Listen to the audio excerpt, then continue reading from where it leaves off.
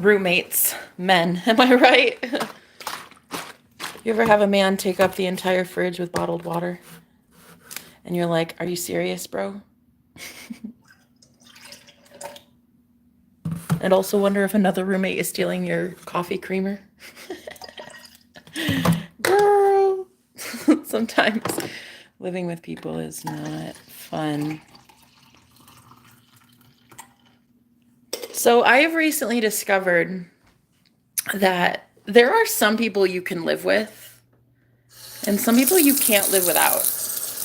And I think I realized last night there is definitely someone that I live with that I very much enjoy. And we had some shots of tequila last night and we did some crazy wild things. But then I'm like, after the fact, I really only had my mind and heart set on someone else. And it's like, I don't know. I'm starting to get to this point where I'm like, I'm hating being away from the person I'm meant to be with. And you know that saying, if you can't be with who you love, then love who you're with. Sometimes, guys, it's not that fun. It's not that good to be with somebody that you have to love. Like, I mean, it's kind of like, wouldn't you rather have the real deal? I mean, I would. So I say that. And then I let my other things tell me otherwise. My brain says one thing, my heart says one thing, but my body says something else. Anyway, one thing that's really crazy is like I learned last night as I was drinking, what's it called? Devil's Tequila or something by Jose Cuervo. And I was like, oh, I looked at the bottle and I looked at the devil and I was like, I don't mind it. I really don't. If you're already getting accused of the crime, you might as well drink the shots, you know? Look, I'm not even promoting that if you're not over 21 and you're just like, grow up, you know? But I just want to be free. And that's what I was last night. And it was like, I was very loose, very, very tipsy. And I felt the best I'd felt in a really long time. Like there was just all this like inhibition that I would normally have. And it was gone. And I really enjoyed that. And I don't care if anybody judges, because like, judge not, lest ye be judged. And honestly, I think because the guy, he was like, you know, some people, they just want to be able to be as free as you, and they can't be. So they hate on you instead. They want to do things that they want to do, but they can't because of responsibilities, because of a guilty conscience, because of some religious indoctrination or something like that. I say that, and I just get a text from my twin flame, the one that I do want. And let's just say while I was drunk last night, I literally confessed a lot of things to him. The whole day yesterday, I had confessed a lot of things to this guy. But I think that people just want to be free. That's all you really want. What you want, and why you don't like me, is that I'm free to do what I want. When I want, how I want, if I want, with whom I want, for as long as I want, and then I move on. And this irritates people. I'm going to tell you. It makes people angry.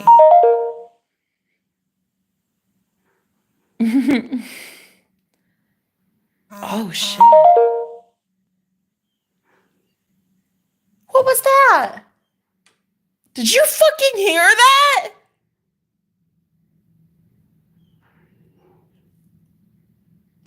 Shut.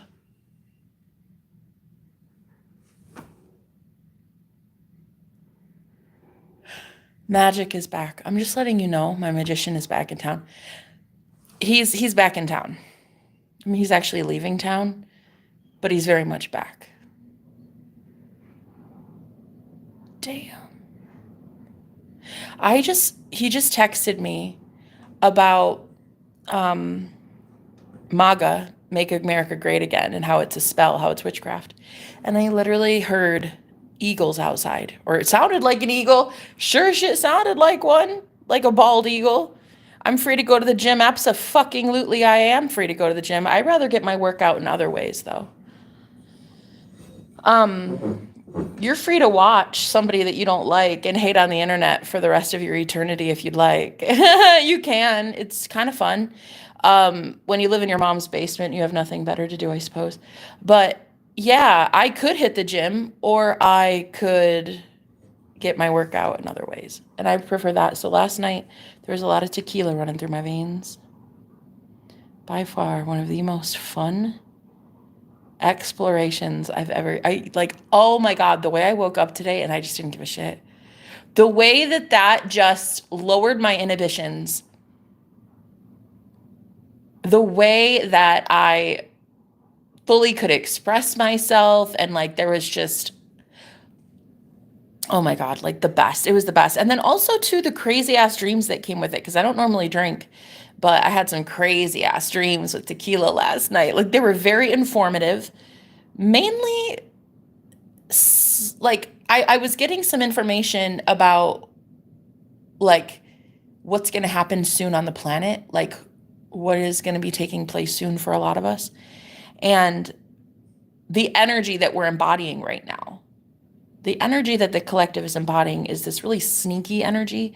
Like we need to sneak and hide or be really cunning and swifty. And I don't particularly love that energy. I would prefer to just be myself and not have to like hide anything. I hate hiding things. I hate lying by omission. I hate hiding anything. I'd rather just be myself, you know? But anyway, I feel like a lot of people that need help on this planet are in that energy of like they have to hide, they have to sneak around, they have to be quiet and methodical about things, and it's just that's not a good place to live. That's not a good way to live life, and I don't want to live that way. I'm tired of living that way. So I think that a lot of people soon are going to realize that's not a way to live. Shouldn't have to hide who you are all the fucking time. Why? Because like somebody's gonna come at you and call you fat. Why? Because someone's gonna say burn the witch. Why? What is it about ourselves that we can't own loud and proud? What are we afraid of? Our family hating us because we're spiritually open-minded? Are we afraid of death? What are we afraid of as a collective? And last night, that's what when I was drinking shots, I was like, what the fuck am I afraid of? It says the word devil on the bottle, and it was the best alcohol I'd ever had in my life. And it was just so spicy. I even told him at the end, I was like, damn, what a kick. What is it at the end? And he's like, it's some sort of cactus or something. It's like made from cactus or something. And I was like, listen, that spites though, that spiciness. And then anyway, next thing I know, you could tell the man was strong and very methodical himself and getting me some tequila.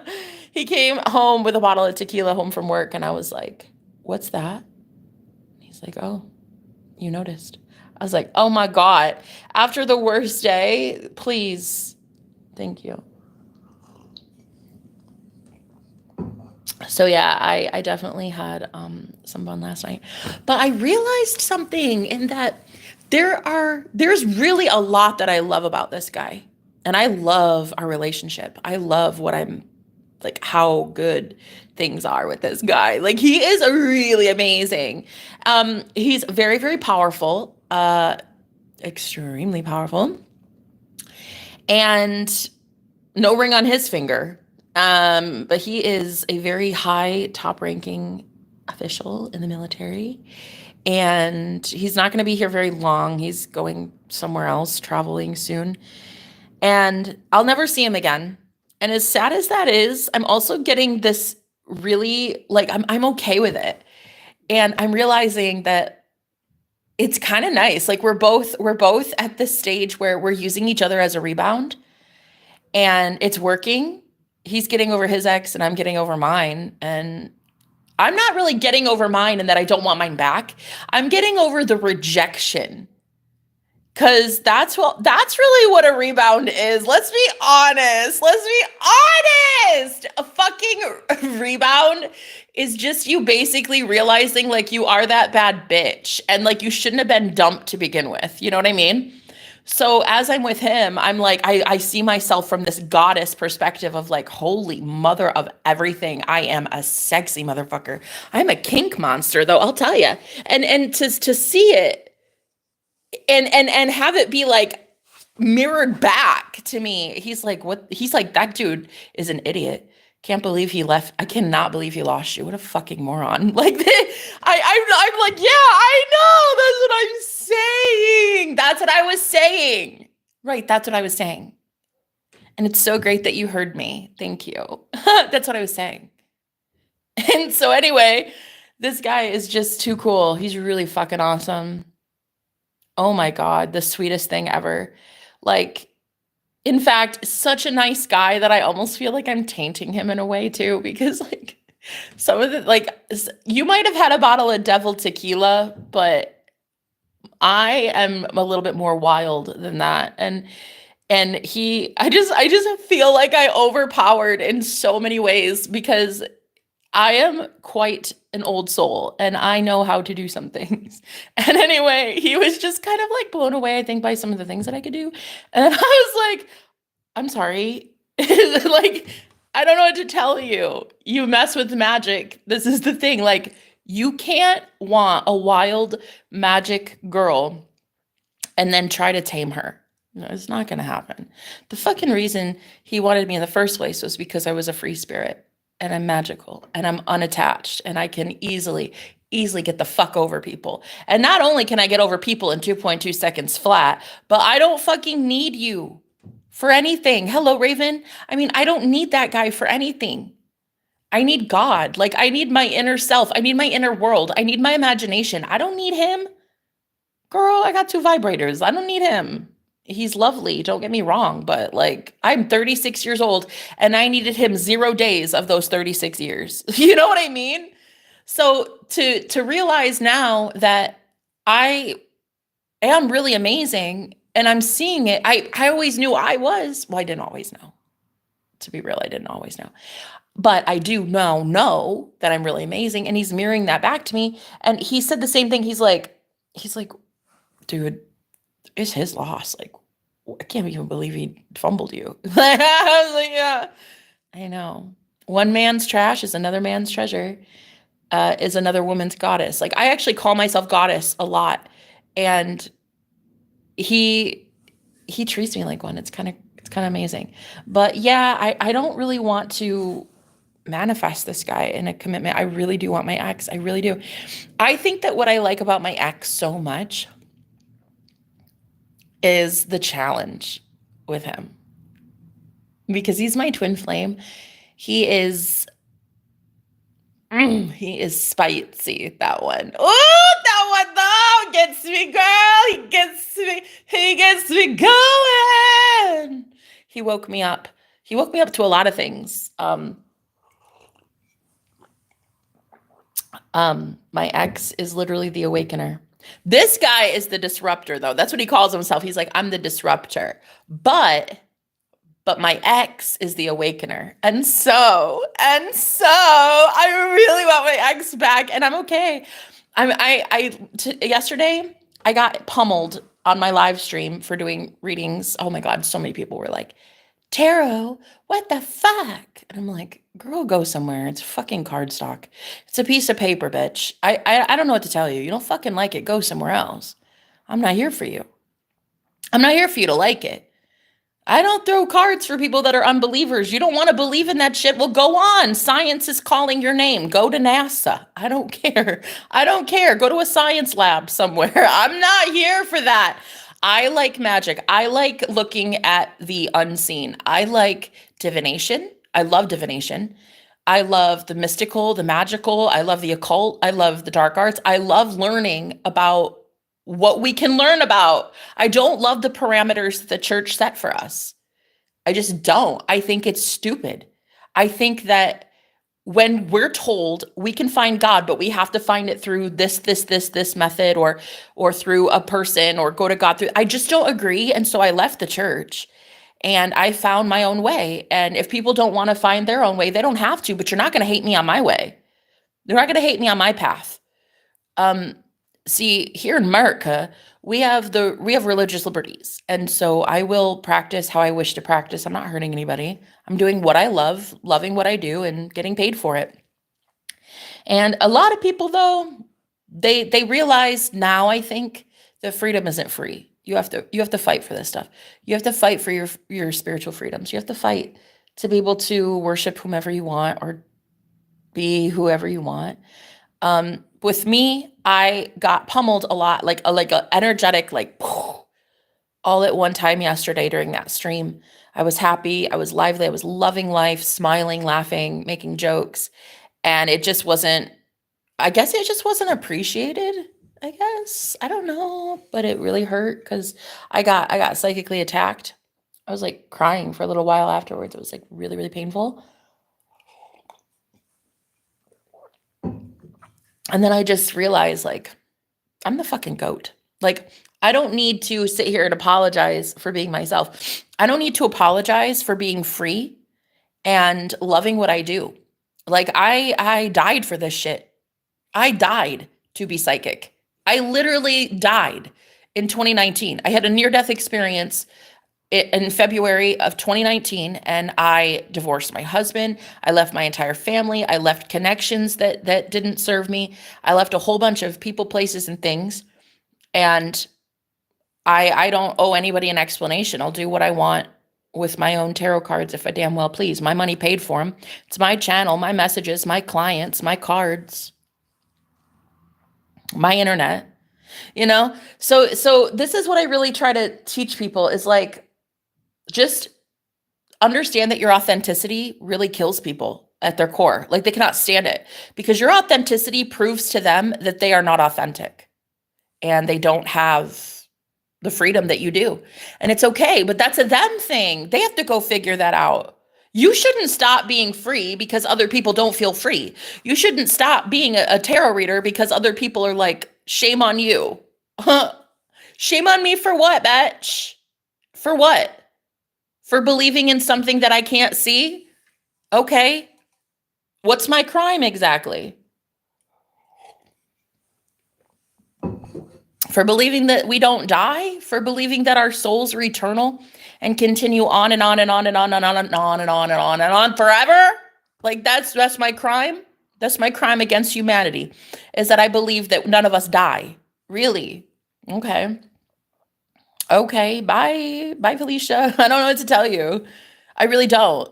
I don't want to tell you anything. I want you to go tell you something. I want you to go tell you something when you close your holy book and go out into nature and hug a damn tree. When you go find God in nature, when you go find God in meditation, when you go find God in your own self, then you can talk to me. Until then, I'm just going to ignore it and tune it out. So the psychic warfare that happened last night, though, was pretty intense. I was able to transmute it, and I figured out that what I hadn't been doing was calling back my energy. And so, like, I wasn't doing a lot of the whole I was doing return to sender, but I wasn't doing the callback of my energy. And I realized something yesterday. When you call back your energy, you're effectively calling back the soul fragments of yourself that people have pulled on. Now, hear me out. So say you have your aura, right? Your aura, your bubble, your spirit, your soul, whatever this is, whatever you are, right? Well, when people gossip about you, okay, or they start Reddit threads about you or entire fucking YouTube channels to hate on you, whatever the case is, a lot of people will be able to feast on your energy. So they will pull parts of your soul, like they'll pull on parts of your energy and then be able to gossip and slander about you because your energy is there. You feel it. You will unconsciously actually feel what hate they are doing. This is spellwork. That's spellwork.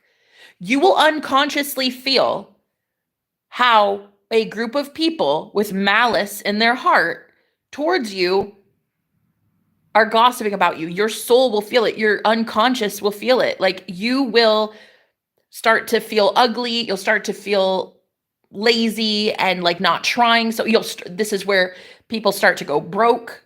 Their money starts getting fucked up, like health and looks. And just bad luck starts happening because part of your soul is being summoned. Your soul can be summoned. It's no different than if you were to ask an ancestor, like think of somebody on the other side. Think of someone who's deceased. Exactly. That's you summoning them. That's you thinking of them and summoning their energy towards you, even on the other side. It's the same, even though you're not dead, it's the same, and that someone else in a different timeline can summon you by calling on you and pull your energy to them. So this is what I realized. I wasn't calling back my power enough. I wasn't calling back my soul fragments enough. So every time a woman would gossip about me or a coven would talk about me or try to like derail my progress, they were able to get away with that for a long time. Like zero karma, no karma. Because my energy was still there. It's like your energy is being ping-ponged back and forth to an entire coven, an entire group of people who gossip about you, right? So you don't actually understand that what's happening. You could just feel it unconsciously. You just feel it at a soul level. You don't really know like what's being said. You just know something bad is being said. And so you feel it. So what I did yesterday was after that live stream where I was crying and I was just so sad after all that took place, I called my power back and oh my God, girl.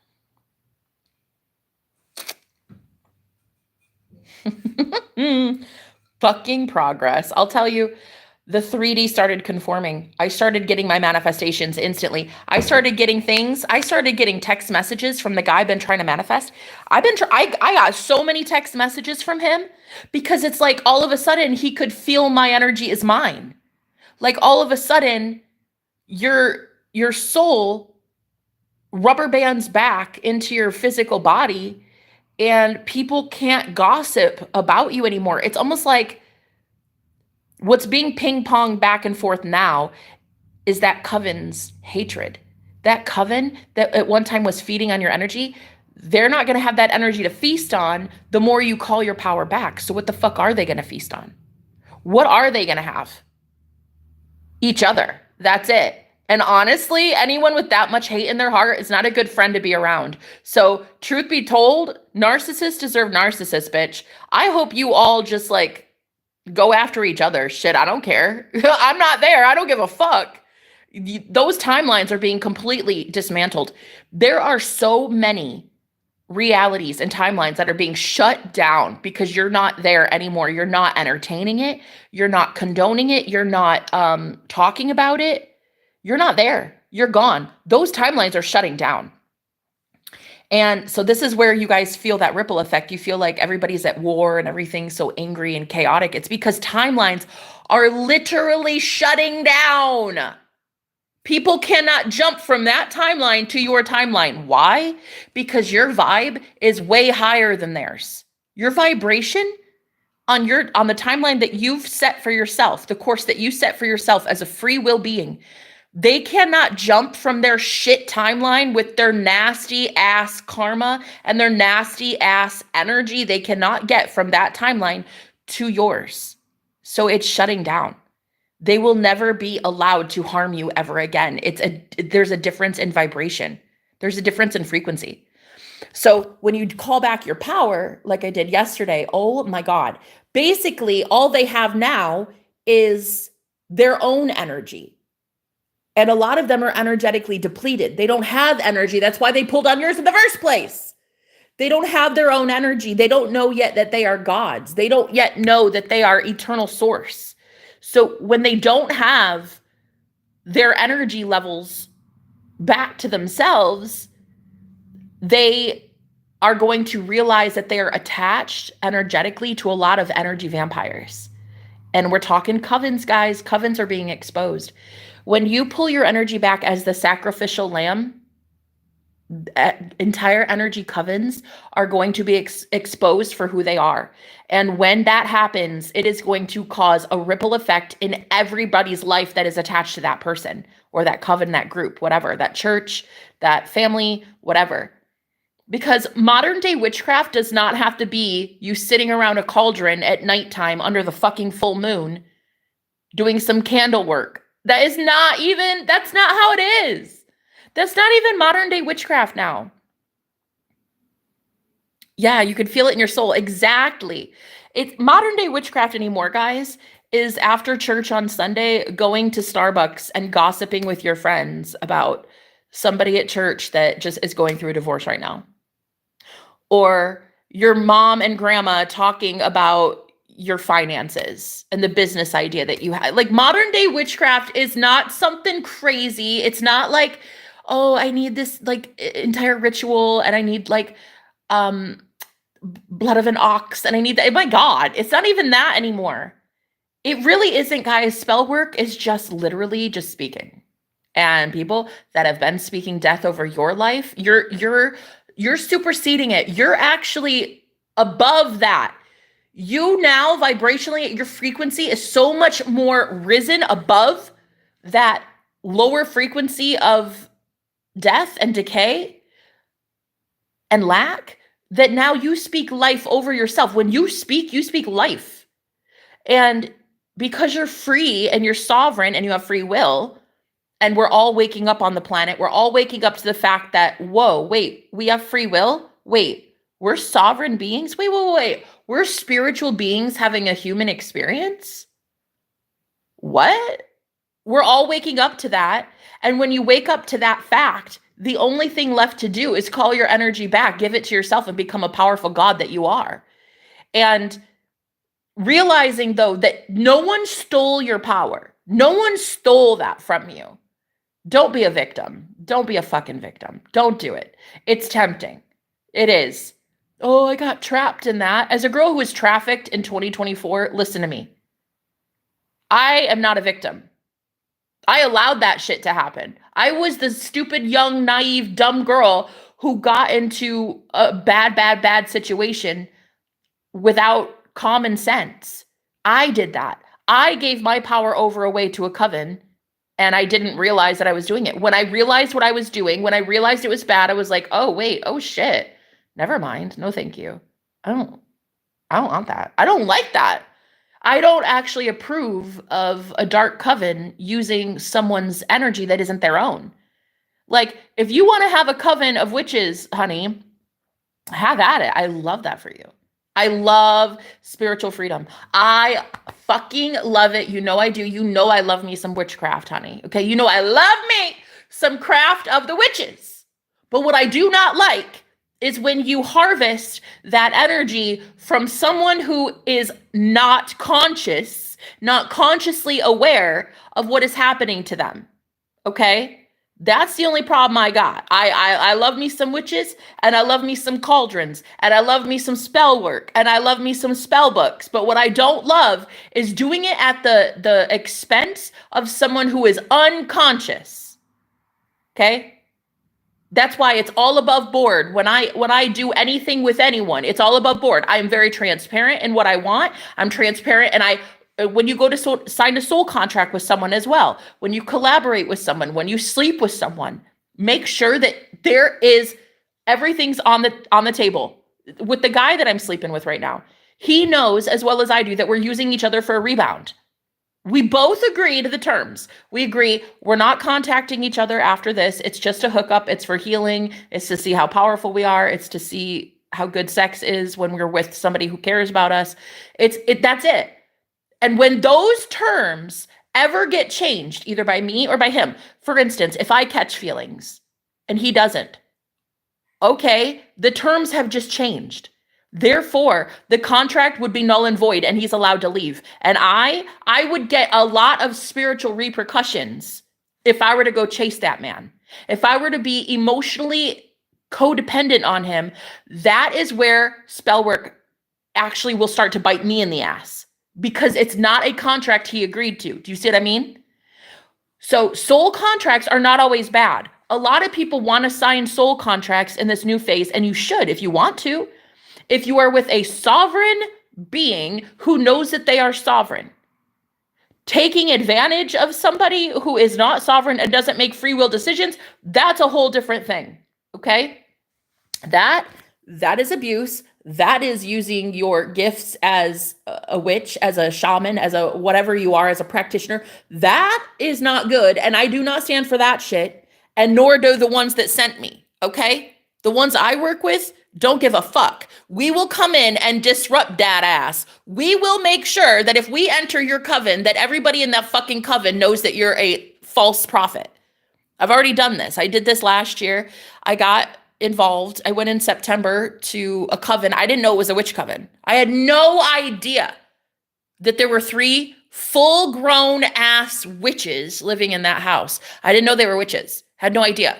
I knew that the man I was really, really into was a warlock. I could feel it. I could feel that he was a very, very powerful spiritual man, but I had no idea that there were 3 witches living in that home. And so anyway, 3 witches and a warlock. I'm going to have a book titled that one day. But I had to learn energy dynamics. I had to learn witchcraft. I had to learn what that is, what modern day witchcraft is. Okay. And I got out of that coven by the skin of my teeth. I got out because I manifested a way out. While most people at 36 years old, they have a lot more to show for their life than I do. But that's because I've been using my manifestation gifts and abilities to expose some shit that I don't stand for. And the one that sent me doesn't stand for. So I didn't know it, but unconsciously I was being sent into a coven in September of last year. And I lived in like a 7x7 room on an air mattress that had a hole in it. I had no money, no friends, no car, nothing. I had nothing really. All I had was an internet connection and my phone that is like 6 years old. I had nothing really. And I had a small little room there, and it was a little bigger than a closet, and an air mattress that had a hole in it. So I would often wake up on the floor, on the hardwood floor with mice. And it was very bad. And I had to see what was happening to me. I had to go right down into the middle of it. I had to go into the core of what that was, because my energy was being harvested. And I don't know how many lifetimes my energy had been harvested. I don't fucking know how long I've known these people. Shit, I don't know. All I knew is I was not doing well in life and I couldn't understand why. And once you start asking questions, God will answer that ass. So I started asking, why am I not doing well financially? Why do I feel like someone's always watching me? Why do I feel like I can't do well in love? And you know what? Sure as shit, my ex, the warlock, started showing up on my live streams, and he started to become more prevalent in my life, and he started to kind of overpower everyone and everything and kick everybody out of my life energetically. And before I knew it, I started to believe that he was the one. He's the one for me, and we were supposed to be married and all this. And so next thing you know, I'm getting involved in a coven, and I had no idea what was actually happening to me. There were humiliation rituals. There so much gossip, slander. I had punishments. There was just a lot happening to me. And I'm grateful that I got out of it. But oh my God, if you knew my story, if you fucking knew what the story is, you would be like, you would know that there's a God. You would know that there is something bigger to get me out of that. And so it doesn't matter if you believe in my stories or not. It doesn't. I don't care. I'm not here for that. I don't care if you believe. I just want to talk. I just want to say what's been on my mind. Like, I'm not here to influence people in a negative or positive way. I don't care. You already have your judgments of me. Like, the second someone sees me, they already think something. Either you think I'm beautiful or you think I'm ugly. You either think I'm loud or you think I'm fun. It's just, people are already going to have their preconceived notions of who you are. So it's no longer about trying to prove anything to anyone. It's basically just me reminiscing and realizing how fucking powerful and how much of a brute I am. I am a powerful motherfucker. I am the most powerful woman I've ever met in my entire life.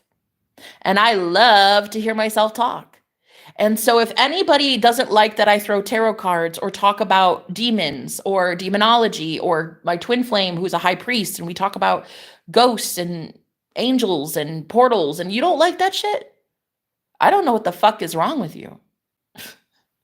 That's the most fun shit to talk about in a day. I don't know. I don't understand what the problem is. I have fun. talking about shit like that. And I'm not the only one. A lot of people that come to me have fun talking about some mystical shit. My boyfriend, he loves that we're both high priests. I'm a high priestess. He's a high priest. We talk about portals. We talk about magic, witchcraft. Like just this morning, we've only texted each other a few times and it's already been about magic and spells and Luciferianism. Like we've already just been talking like that and it's just a day that ends in Y. And I haven't even had coffee yet. Like I don't understand why you wouldn't want that.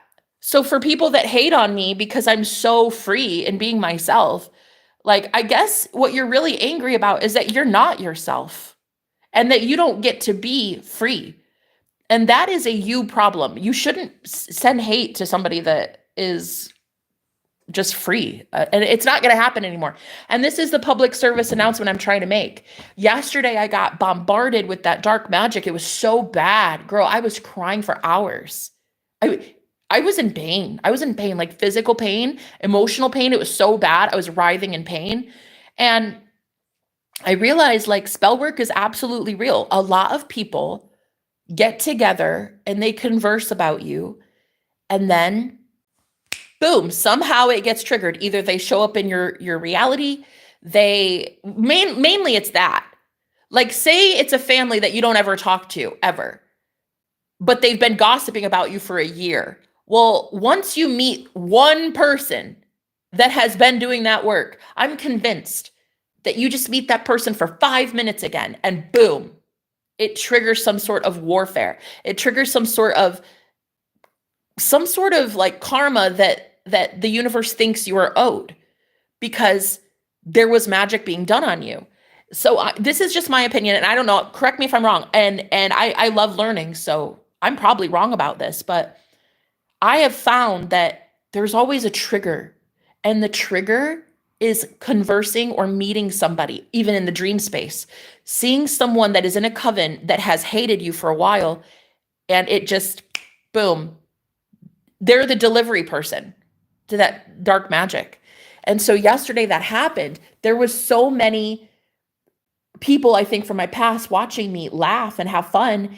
And it triggered hate in them to come out. And oh my God, I took it on energetically. But then I did return to sender. That helped a little bit, but that did not do nearly enough. What really did it, and I want to tell you guys about this, what really fucking fixed it was calling back my power. I called out my ex and his wife by name. I called these two out by myself privately. I knew who had sent it. So I called their first and last name. I summoned both of them to me. And then I told them both, I love you. Thank you for what you've done. Thank you for healing. Thank you so much for doing what it is that you needed to do. Somebody needed to be my Judas, and I'm so glad you both did that. I love you, but you're done now, and you will never hurt me again. And that is how you truly defeat darkness. Da, da, da, da, da, da, da. Justin. Da, da, da, da, da, da, da, da, da, da, da. I absolutely know that love cures darkness. Love is the only thing that can banish evil. Doing return to sender while in love, while loving yourself and using self-defense, it is a spiritual war. So to spiritually protect yourself and to do return to sender is love. That's why you get blessed for doing return to sender. That's why you get blessed when you protect yourself during a war. You understand? Because we are in a spiritual war. World War III is here. It is a spiritual war. Da, da, da, da, da, da, da, da. How you doing? Hey, to be continued. Hi, baby. Remember me? You're a great reader. Your name did look familiar. It's been a minute. It's been a long time, right? Young Fabs? Dude, what? That's like a year ago, I think. Is that right? Your eyebrows are on point. Thank you so much. Tarot is science. Oh, kid, I love it. I fucking love it. I love you. love how she said tarot is science. Mic drop.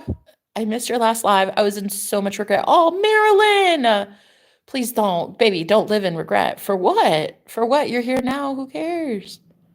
It's you again. I thought I got rid of you. That block isn't working. Honey, listen, I'm going to tell you something. With a name like serial killer and your face, your profile picture, I'm going to just tell you something right now from woman to woman. The fact that you can't get rid of me should really tell you how powerful you are as a manifester. And I hate to say this, but I am simply a reflection of you. I am just what the universe is sending your way to trigger the fuck out of you. You should be triggered. You should get triggered and you should stay triggered unless you want to work on things. And with the name serial killer like that, I'm not sure exactly that you want to work on things. I get that. So if you don't want to, that's fine. But what you're not going to do is sit on my chat hating on me because your block function doesn't work. You can't block me because I'm part of the universal plan in waking your ass up. You understand? So you can't block something because you are powerless. So you need to realize that you have more power and that you are divine and that you are a god. And then perhaps you'll be able to block me and efficiently do so. Okay? Because all I am is a reflection of you. The way that you hate me is really you hating you and how powerless you really are. How you're not able to get rid of me. Why is that? Would you have to kill somebody to get rid of them, serial killer, if that is your real name? Is that what it has to be? You have to overpower someone by hurting their free will or hurting them in some way or sending negative comments to their comment section? Like you have to do something in the 3D physical world to hurt someone's feelings because otherwise you have zero power. You're literally a bully. I'm pretty sure you're the girl that's complained now twice that you can't get me out of your news feed. Or your whatever, your live stream, whatever. So if you've complained every time and I'm still here, the irony of ironies is that the reason I keep showing up is because you keep bitching about it. And the last time you were here, you told me all I do is bitch about shit. The irony, huh? That's what I love about the universe. It always makes an ass of you. So you had been out here saying that all I do is bitch and moan about my life. And so while you were bitching, the universe was watching. And the universe is now issuing karma on dad ass. And it looks hilarious as fuck. So the reason you can't get rid of me is because I am simply a reflection of you. And what I am embodying right now is something you don't think you have. And that is freedom and that is power. And so you're going to be triggered into looking at your shadow and looking at why it is you have to bitch and moan about the fact that you're powerless in your life, right? Victimization. You're playing the victim. When really, in fact, you should realize how powerful you are, but instead you want to hand your power over to me instead. Or to the YouTube algorithm, or to YouTube itself, or to the internet, or to somebody. You want to give your power over away to someone else instead of claiming yourself rightfully as a god that you are. You're the creator, but you're not acting like it. You see, you're instead barking orders at the 3D physical world, demanding that it change when you should be changing within. And I would be gone. I would be leaving your life. If you could resonate with the part of you that I represent in some way, I would just leave your orbit. You wouldn't have to ever see my face again. But because you can't stop, well, complaining about it, all that's really going to happen is you're going to get more of me, baby. More of me, sweet cheeks. And you know you're going to love it. Ooh. So you can sit in my class, sit in the back row. And what I'll do is once in a while, I'll issue you homework and you can learn from it. Okay? And you'll turn it in. And then if I graduate you, you'll be on your way. Otherwise, I guess you're going to stay a while. Ooh. Na, na, da, da, da, da, da, da. So anyway, we're today taking back our power and realizing that we have always been that bad bitch. We have always been the GOAT, the greatest of all time. But you have been, and I'm so convinced of this as of last night, you have been convinced that you have to play it small. Like, you have to be weak in this world. Like, you're not allowed to be authentic. You're not allowed to be powerful. You're not allowed to be loud. You're not allowed to have an aggressive, assertive, dominant stance on something like me right now. My voice is pretty loud and it's pretty powerful, and I really don't care. And so, as much as I know it triggers people, they should stay triggered, because the power that we have within ourselves is so great and it's so beautiful if you can claim it for yourself. But so many of us are out here, we don't know yet that we're allowed to call our power back. And that's what I did yesterday. I saw the two people that had done witchcraft on me. I saw them in my mind's eye, okay? One of them follows me on my channel. They show up sometimes with their real name. But yesterday I got word that there was another one following me. And I was like, okay. So I'm gonna call both of those people to me. I know who they are. So I call them both in. And what this is, it's Judgment Day. See, you are God of your reality. You're the operant power in your own quantum bubble, okay? So the throne of God is the throne of you. It is your kingdom. It's your castle. It's your queendom. So you are the judgment seat. Do you understand? You have been judged by the Most High God already, guys. You are the Most High God. You judged yourself. That's why you have this righteous power within, this righteous judgment, okay? So what happens is, if you can feel someone is hurting you, you call those people to you. You say their name if you want. This is what I did. I said it out loud to myself. This person and this person, first and last name, both of you come to me. And so I'm not afraid. You don't run away from your enemies. You look them dead in the eye and you say, why are you doing this? Stop persecuting me. You're going to stop. And you're going to stop because pretty soon you're going to be forced to stop, because the universe is about to issue that kind of karma that you'll never be able to watch me again, because you're going to be way too busy having 5 jobs to be able to pay for your bills. The kind of karma that is coming in for the people who are so evil in their heart, that this is the universe about to course correct some things. So Judgment Day is here. This really is Judgment Day. And because you are God of your reality, you are God. You are the Most High God issuing judgment. You are the divine issuing divine judgment. Do you guys get this yet? So I called both of them up by name and I visualized them in my head. And I said, neither of you are ever allowed again to harm me in any way. You will never touch one hair on my head. You will never look at me again. You will never speak ill will on my name again. You will never do anything negative to me again without facing consequences of karma in your own reality. I'm not lifting a finger. My hands are clean. I don't do anything. I'm innocent. I'm not doing shit. It is a you thing. You are not going to harm others anymore energetically by gossiping about them, by spreading lies, by convincing entire groups of people that they've done something they haven't. It's just not going to happen. It will happen, but you will get consequences for it, right? Like the Bible says, no weapon formed against you shall prosper. Well, weapons will be formed against you, but they just won't prosper. So these people still may form entire covens or groups of people to come after you, but it won't succeed, because what they don't realize is they're actually doing it to themselves.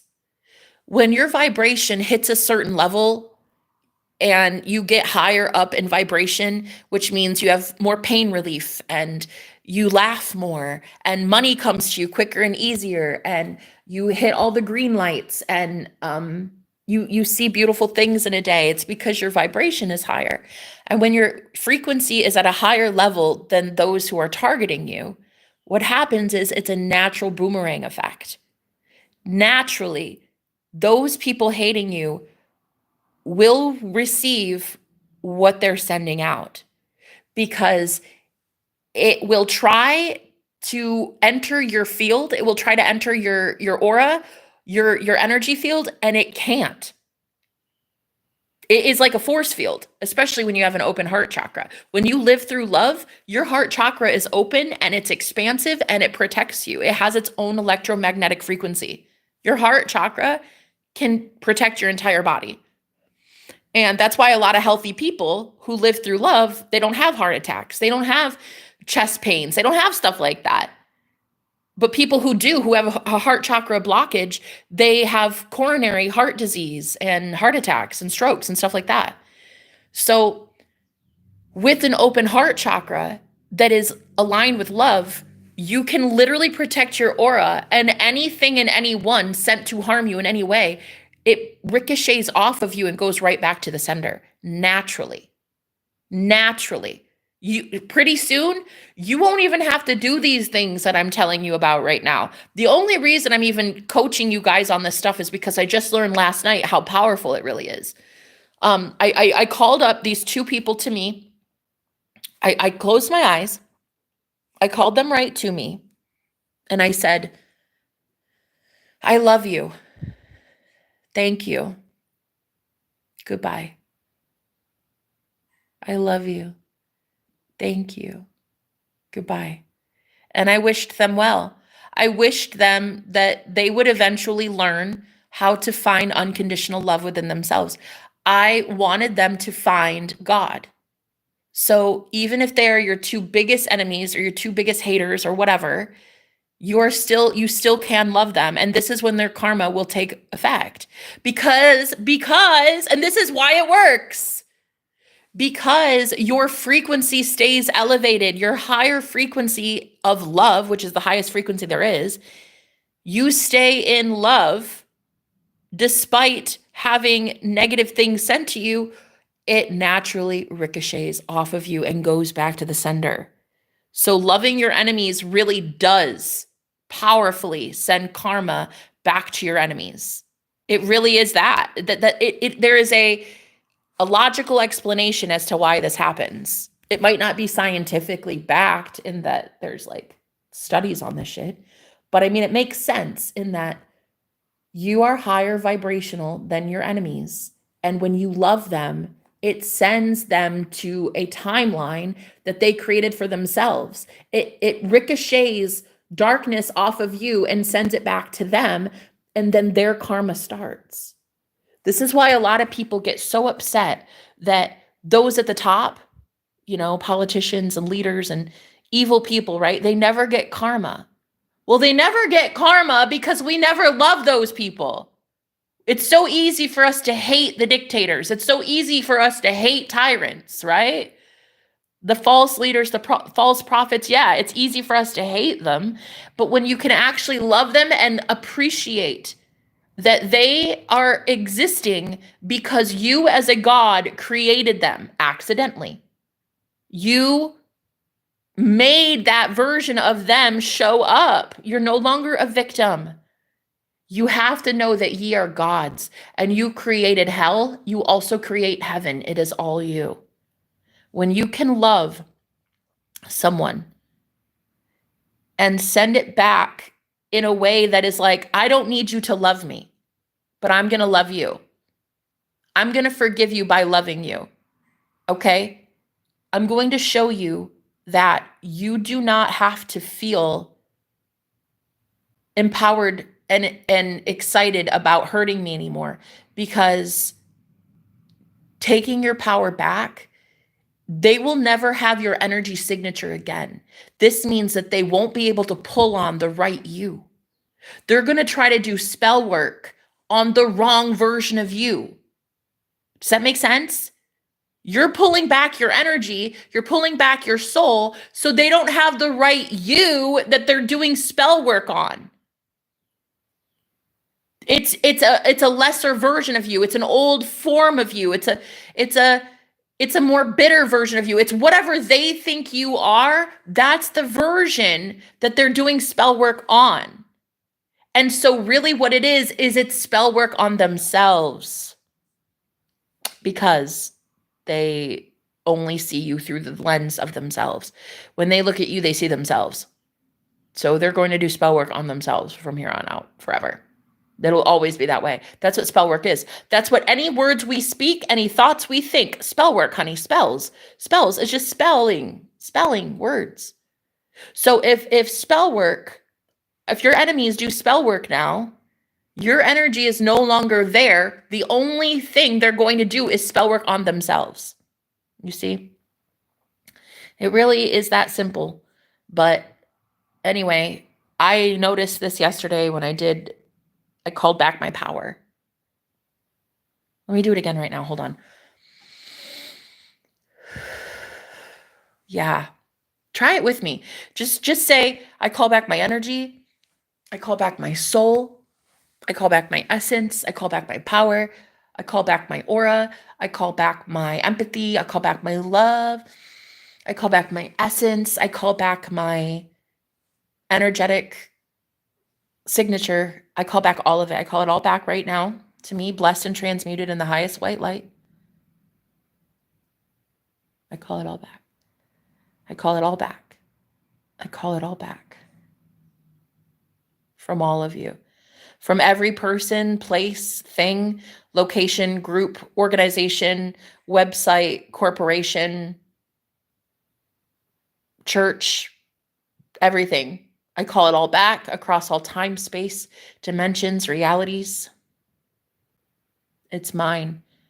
And I do not give anyone permission to utilize and harvest my energy for nefarious purposes. I no longer allow, as a sovereign being, as a God, I no longer allow anyone to take from me what is not theirs. That includes money, that includes energy, that includes anything. All things are mine and mine alone.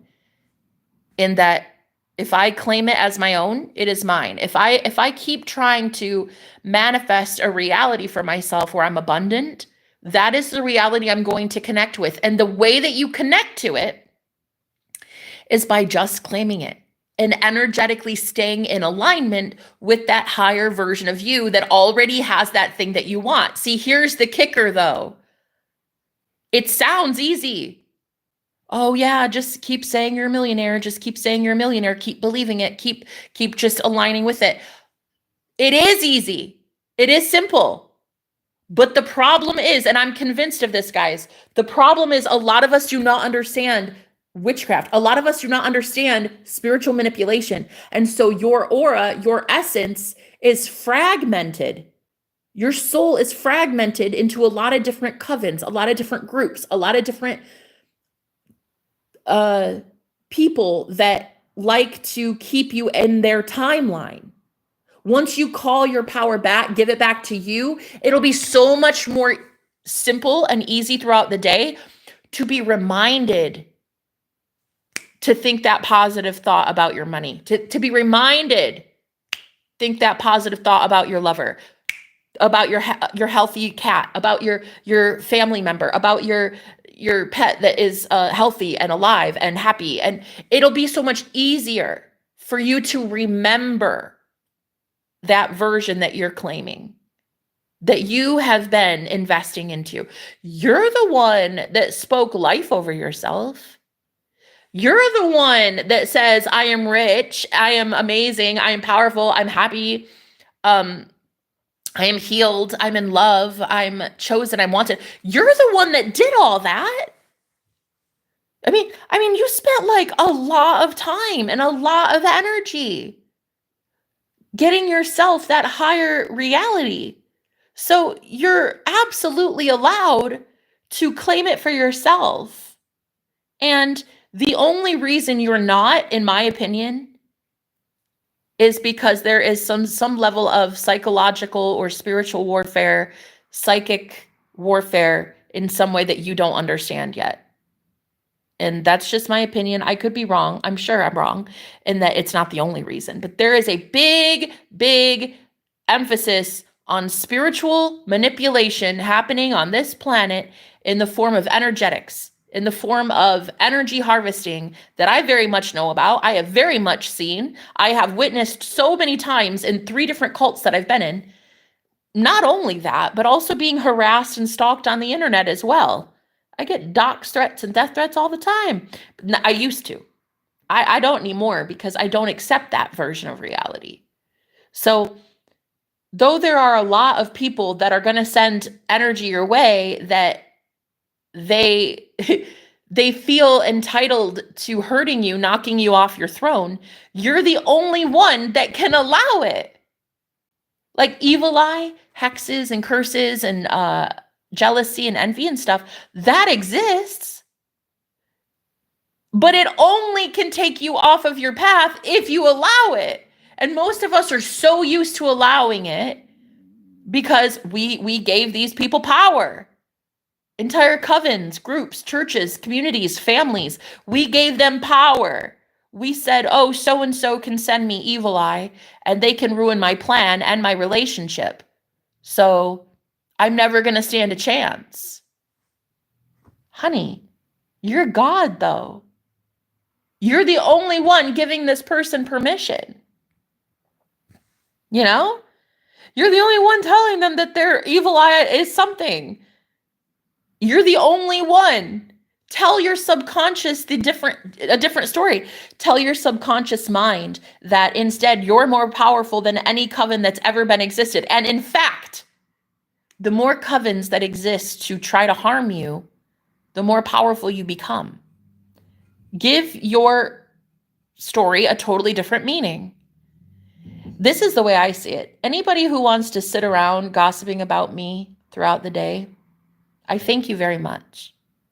Because you plus like 4 people, think about it. Say there's like 5 people in a day and they're gossiping about you at Starbucks. You know, they all go to their little book club and it's all a book about you and how they hate you so much, right? You're talking 5 people, 2 hours of their day.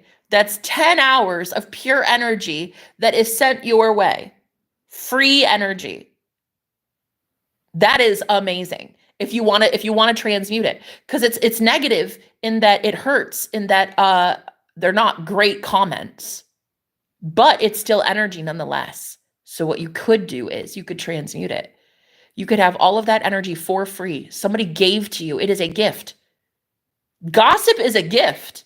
Slander, envy, all that is a gift if you want to transmute it. But see, a lot of us have better shit to do in a day than transmute darkness anymore.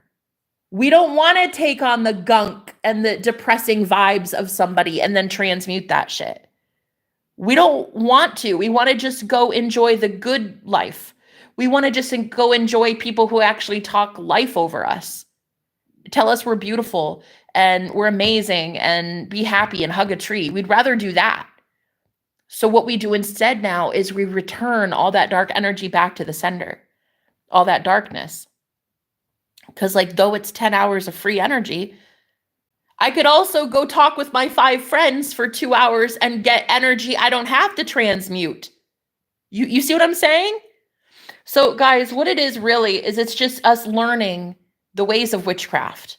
We're basically exposing every coven that's ever existed in the history of humanity. And what we're doing is realizing we have been sacrificial lambs in these covens.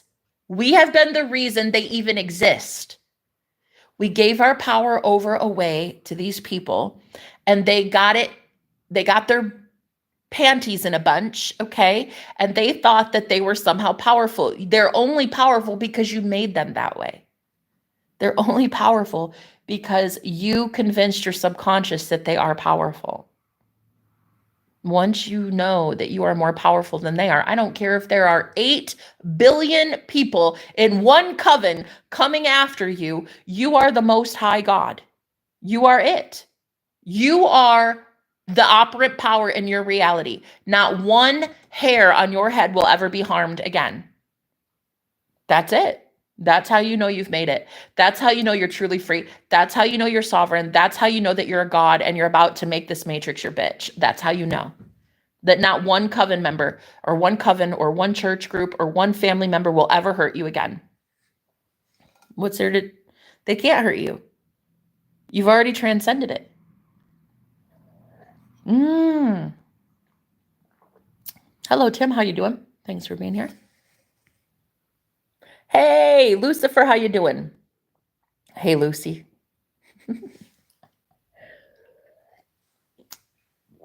You talked to Lilith lately? Lilith says hi. That Lilith and Lucy. You got some cute cheeks. Justin. Wait a minute. Do I know you? Oh my. Okay, hello. How you doing? How you doing?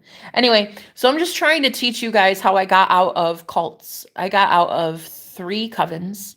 I got out of a spiritual cult, a religious cult, and a sex cult, all by manifesting. I didn't know at the time what was happening to me. I just knew something wasn't right. I didn't really know that I was a sacrificial lamb until I would say about the last 20% of like I didn't really know what was happening to me until about the last couple months of before I left. And so what I do now is I'm a spiritual advisor, and that I teach women on the internet especially, but I also I teach men physically because I have 5 male roommates. So I teach men how to protect themselves, protect their aura, stuff like that. I do that physically, but I teach others online predominantly how to get out of these groups that are really truly led by some serious spiritual monsters. And I just want you to take your power back. I want you to know that you are sovereign. I want you to know that the reason that coven exists is because of you. Okay, let me repeat. The black sheep of the family, the star seeds, the empaths, the empaths, okay, especially, who are being out here being targeted by these groups, you're the sacrificial lamb. Without you, these groups don't exist.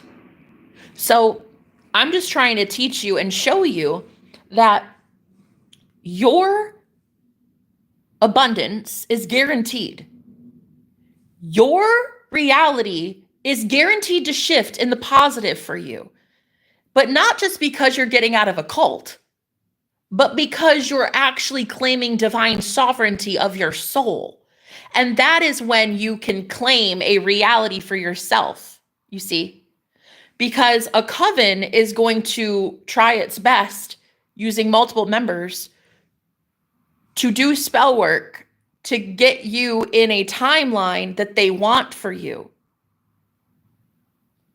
Once you realize that you're sovereign and you don't have to go to that timeline, you don't have to live there in poverty. You don't have to live there in ill health. You don't have to live there in being single all the time because your love life is cursed. Or you always lose your pets, or you always lose your keys, or whatever it is that people have set for you, you can realize like, oh my God, I don't have to live like that anymore. You really don't.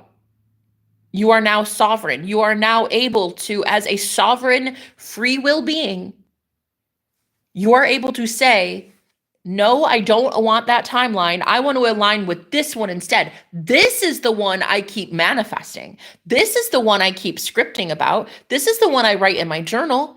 This is the one that I pray for. This is the one I speak all the time about. I'm so rich. Money comes to me quickly and easily. I'm so healthy. I'm loved. I'm chosen. That's the one you're investing in energetically. Most of you do this every single day. You affirm every single day, or you write in your journal every day, or you whatever, I don't really know. You think thoughts all the time about this other reality that you want. So you're allowed to have that reality, but you have to realize that there are people, yes, sadly, it is a thing, that want to keep you in a different timeline, in a different alternate parallel reality with them. Because without you, they don't exist. You see? Without you, these people do not have a coven. Without you, every fucking person in that church group is going to learn that they are with hyenas and wolves. Every single person in that coven will be waking up to the fact that they are very much in a coven, very much in a cult, and you escaped it, so they can too. Right? But in order for anybody to see how powerful the universe is, how powerful they are as a god, how powerful you are as a god, how powerful sovereignty is, the only way that you are going to ever inspire anyone to see the truth about the cult that they are living in is by you fulfilling your own desires and your own wishes. You have got to accept the reality of heaven for yourself. If you don't accept health, if you don't accept wealth, if you don't accept a beautiful love life, how are you going to inspire the poor in spirit if you're not rich in spirit? You can't. You can't. You're wanting to help a lot of these people out of this dark cave that they are in, right? And you can, but you have to realize that as a leader, you go first. But the only way you will make a mark on this world is if you accept your desires for an easier life, for a beautiful love life, for money that just like you don't even have to fight for, you just attain.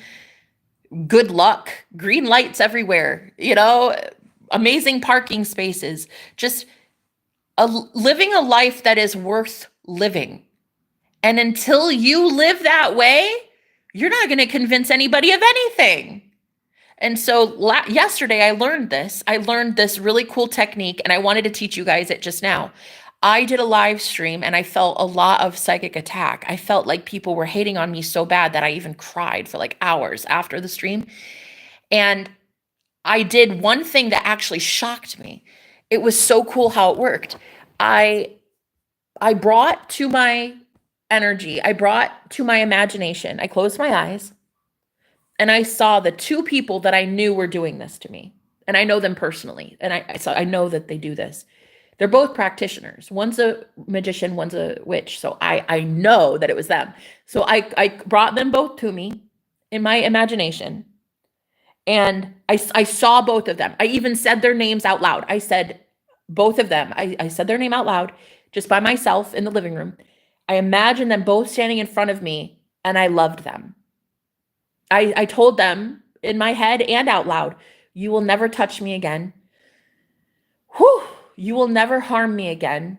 You're never going to send anything but love my way. Anything that is not love gets sent back to you. And then I called back my power. I watched my power come back from both of them. I brought it back to myself, blessed and transmuted. I took my power back. Right as I was visualizing them, I saw all of my energy come back. And so this is what happened. Once I did that, I felt like myself again. I felt powerful. I felt unshakable, unfuckwittable. I felt like, you know how sometimes you feel like a leaf just blowing in the wind and you feel really shaky and like you don't know which decision to make because there's so many you have to make? Once I did this, I called my power back. I felt like me again. I felt like I can make a decision that I want to make as a free will sovereign being. And I did. I had some shots of tequila with my roommate last night, and we hooked up, and it was really fun and enjoyable. And I had one of the most passionate nights of my life. And I did that on my own free will. Even drinking tequila was my own free will. Him drinking tequila as well, his own free will. Two sovereign beings having amazing sex. It was wild. And it was because I called my power back. Because my sexual energy is mine. It shouldn't be being siphoned by anyone. And so when I called my power back, I gave it back to myself. That's when the crying stopped. I realized I don't need to cry for anything. Thank you for existing. Thank you for being the witch and the warlock that took my power, but never really took it. Thank you. I love you. I sent love back to those two people, and I thanked them. Thank you for starting a coven. to hurt me. Thank you for gossiping. I love you. If it weren't for you, other people wouldn't be waking up to who you are. If it weren't for you, a warlock and a witch, other people would not know about witchcraft because I teach about it. Other people wouldn't be free from cults and covens that I run into because I wouldn't be able to boldly bring together these people. So honestly, I am grateful that I was trafficked. I'm grateful that I was energy harvested. I'm grateful that I was gossiped about. I'm grateful that I was in a coven. Like, I am hella grateful that I dated a magician, a dark magician who used me and abused me for a really long time. I'm grateful for that. Like, I really am. And like, to see it from a very powerful place, because again, I called my power back, and that's when my mind got sharper. That's when my thoughts got more aligned with, what do I want?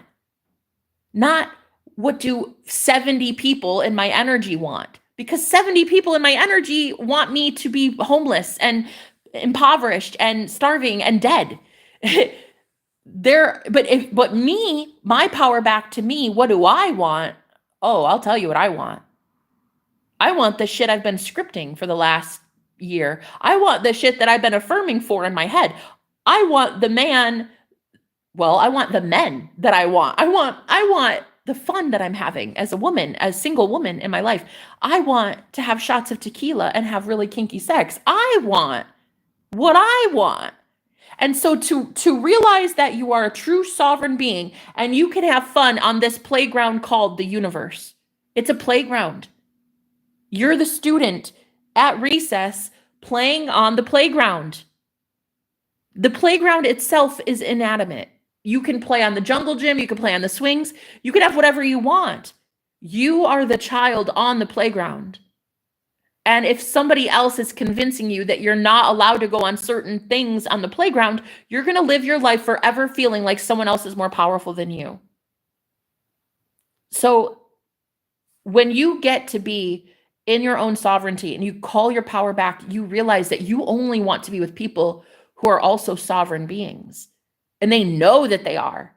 Otherwise, it feels like taking advantage. And you don't want to do that. Especially me. See, I'm grateful that I went through, and I lived through 3 cults. I am so fucking grateful. I'm going to tell you why. I do not want to be a cult leader out here. I am not trying to be a fucking cult leader. I want everyone to have their own opinion. I want you to ask your own questions. I want you to have your own sovereignty. I do not want to be out here forming a fucking cult. I don't want to be a cult leader. I've already seen what cult leaders can do, and I've already seen how they ruin souls and lives, and they destroy lives. I don't want that. So I am grateful that I got to go through these initiations because I do not want to treat people the way that I've been treated. I want everyone to wake up to the fact that they are God. You are God. You are literally God. You're it. You're God. Whatever you want, you get. Whatever you say, the universe listens. You are it. No one else can ever take that from you unless you want them to. I wanted my ex-boyfriend, my former magician, you guys, you saw it. You know who I'm talking about. The name that, we're not going to name him. Just like Voldemort, honey, you don't say some names, you know what I mean? So anyway, I actually, yesterday though, that's what I pulled my energy back from him. I did summon him. I did invite him into my energy. And I said, you will never fucking touch me again. You'll never get away with harming me again, because now every time you try to do a spell, it goes back to you and you're the one that gets harmed. You're the one that gets the bad karma. You'll never touch me again. And so when you can really call your power back from even the strongest magician, that's it. You are now the strongest magician. You're it. Your skin is beautiful. Ah, thank you, baby. Thank you for being here, my love. Listen, I have to apologize to you because the other day, I seriously, are you still here? Are you here, Rain? Because I have to talk to you for a second, actually. Just let me know if you're here. I want to talk to you for a second because I've been thinking about some things. Okay. And I have to tell you something pretty important.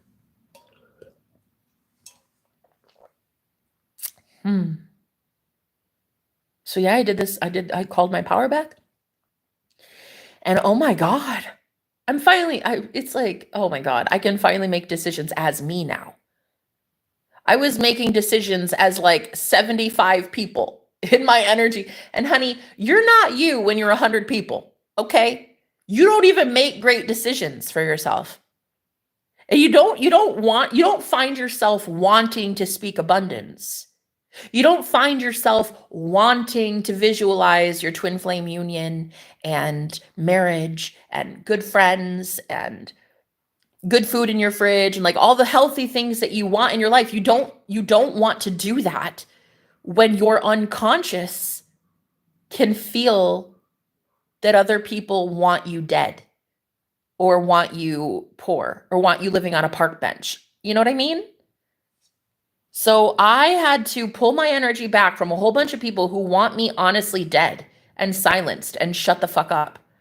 And I had to call my energy back and be like, that's nice. I fucking dare you to try it. You won't be able to. Anything that they send now goes right back to them.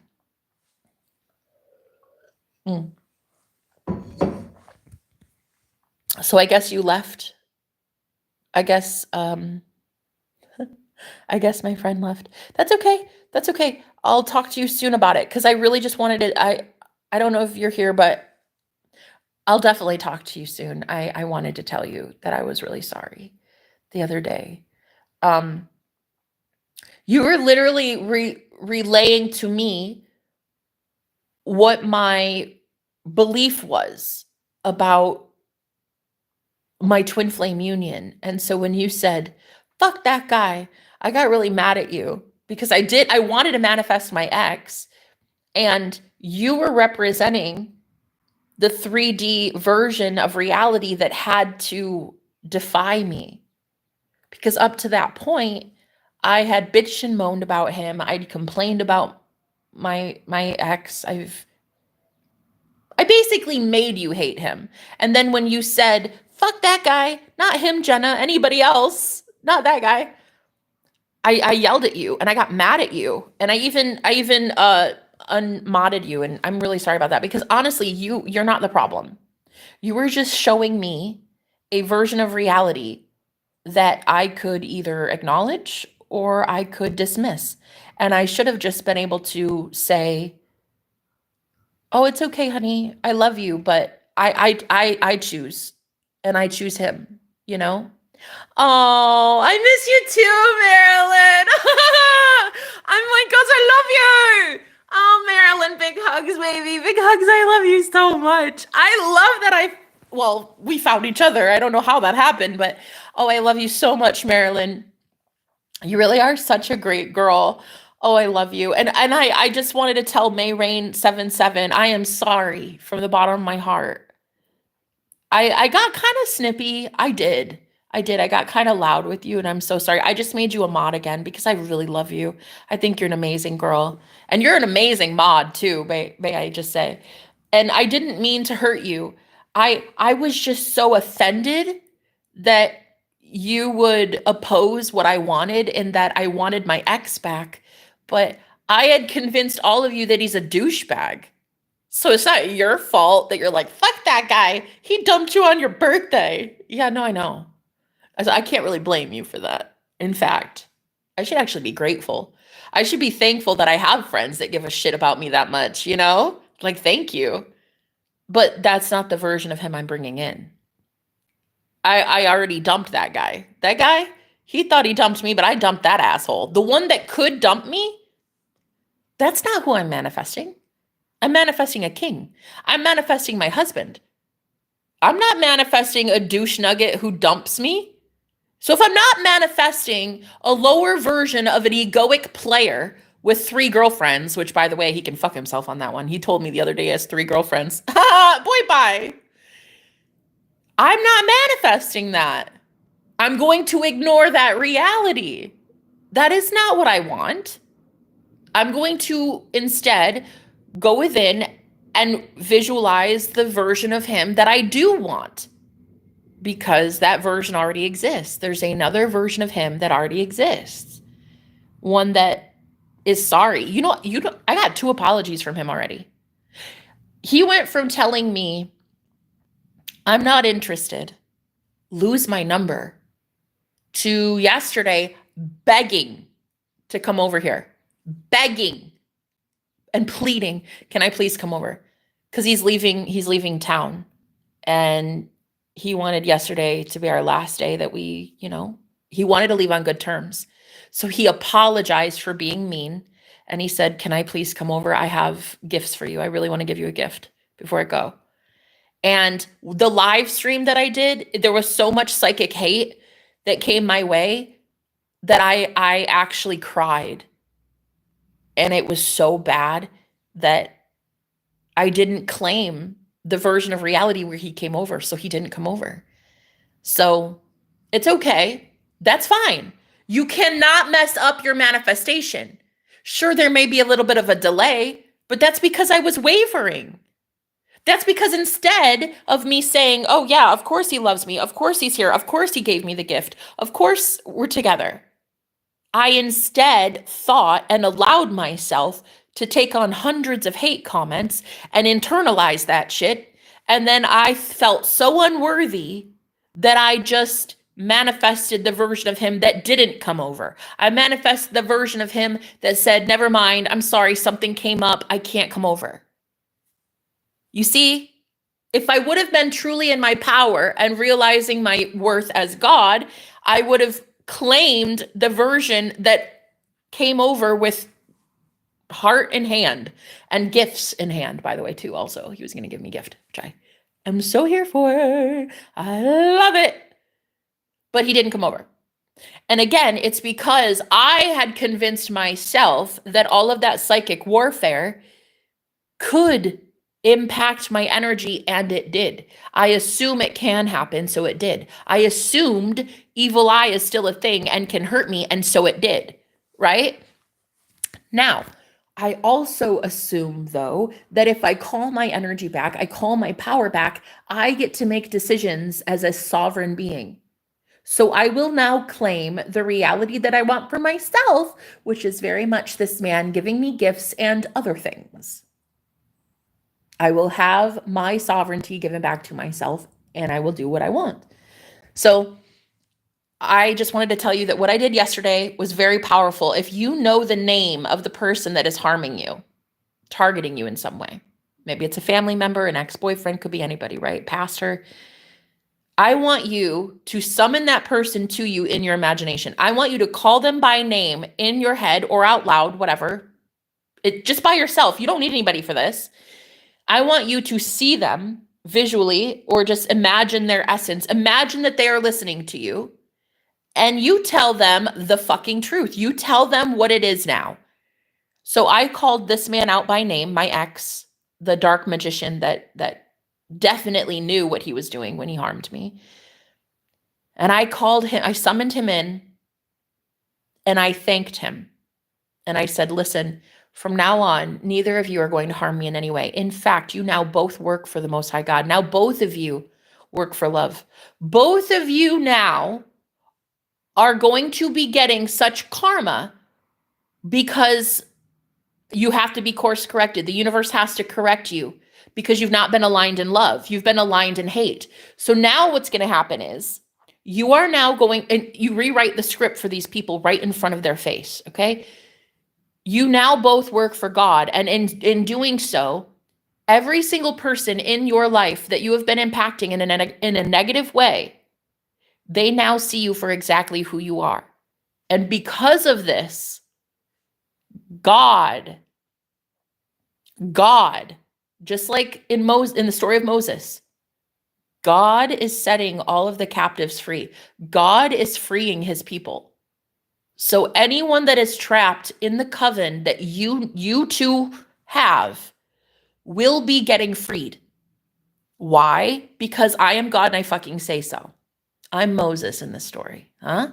And if I come to you and say, let my people go, you will be fucking letting my people go.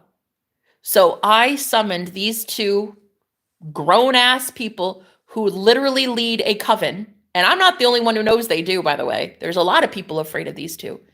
And I summoned them into my imagination. I sat them down and I said, hello, I'm not scared of you. And what you will be doing is, you now, in my reality, you work for God. So not only is the karma coming in for you guys, but everyone will see the karma coming in and they will not want to work with you anymore. Because who would want to work with someone that is getting pummeled by the universe? I wouldn't want to invest in somebody who's getting karma. I don't want car problems. I don't want money problems. I don't want bills up the yin yang. I don't want that. Why would anybody? So what's going to happen is you are now going to be getting your karma, because I understand why you two have done this. You've done this to help me. You taught me very much through initiation. You taught me witchcraft, and I'm very grateful for it. But now that I understand witchcraft, I understand that I do not need to use it to hurt people, and so nor do you. So what you're going to be doing now is you're going to be getting karma from the universe. And when that comes in, everyone who follows you is going to see it. And if they want to still work with you, they can. But a lot of these people don't want to work with you, because why would they want bad luck? They don't. There's too many people on the planet, honey, who have been out here suffering for way too damn long. We don't want to suffer anymore. Moms don't want to wonder how they're going to put food on the table for their kids.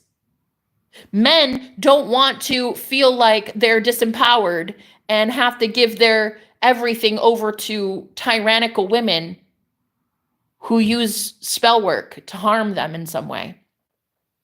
Women don't want to be manipulated into relationships with. So these people have suffered enough. And so me, Moses, in this story, I am going up to Pharaoh and telling him, listen the fuck here, honey. You are done, hella done.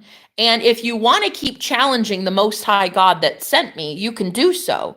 But just know that all of those plagues, all of those, famines, all of that shit that happened to Moses, that's going to be on you. That's a you thing. You will be letting my people go. And my people are people of love. My people are empaths. My people are starseeds. My people are sensitives. These are very empathic, psychic people. You're going to let them go.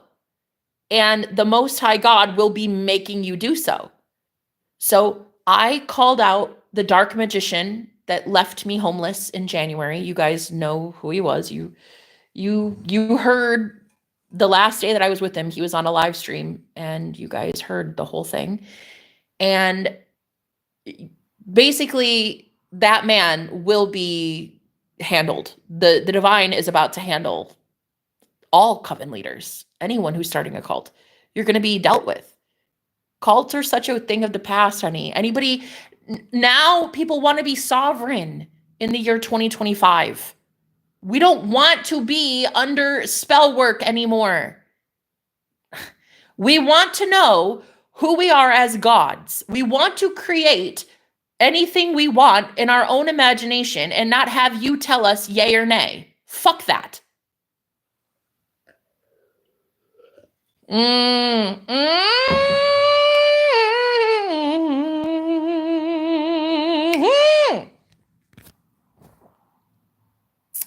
Girl, let me tell you something, Marilyn. Oh, Lord Jesus, I love you, girl. I am so happy, fucking happy that I know you. You are beautiful. Girl, we're going to have an amazing time together, you and I.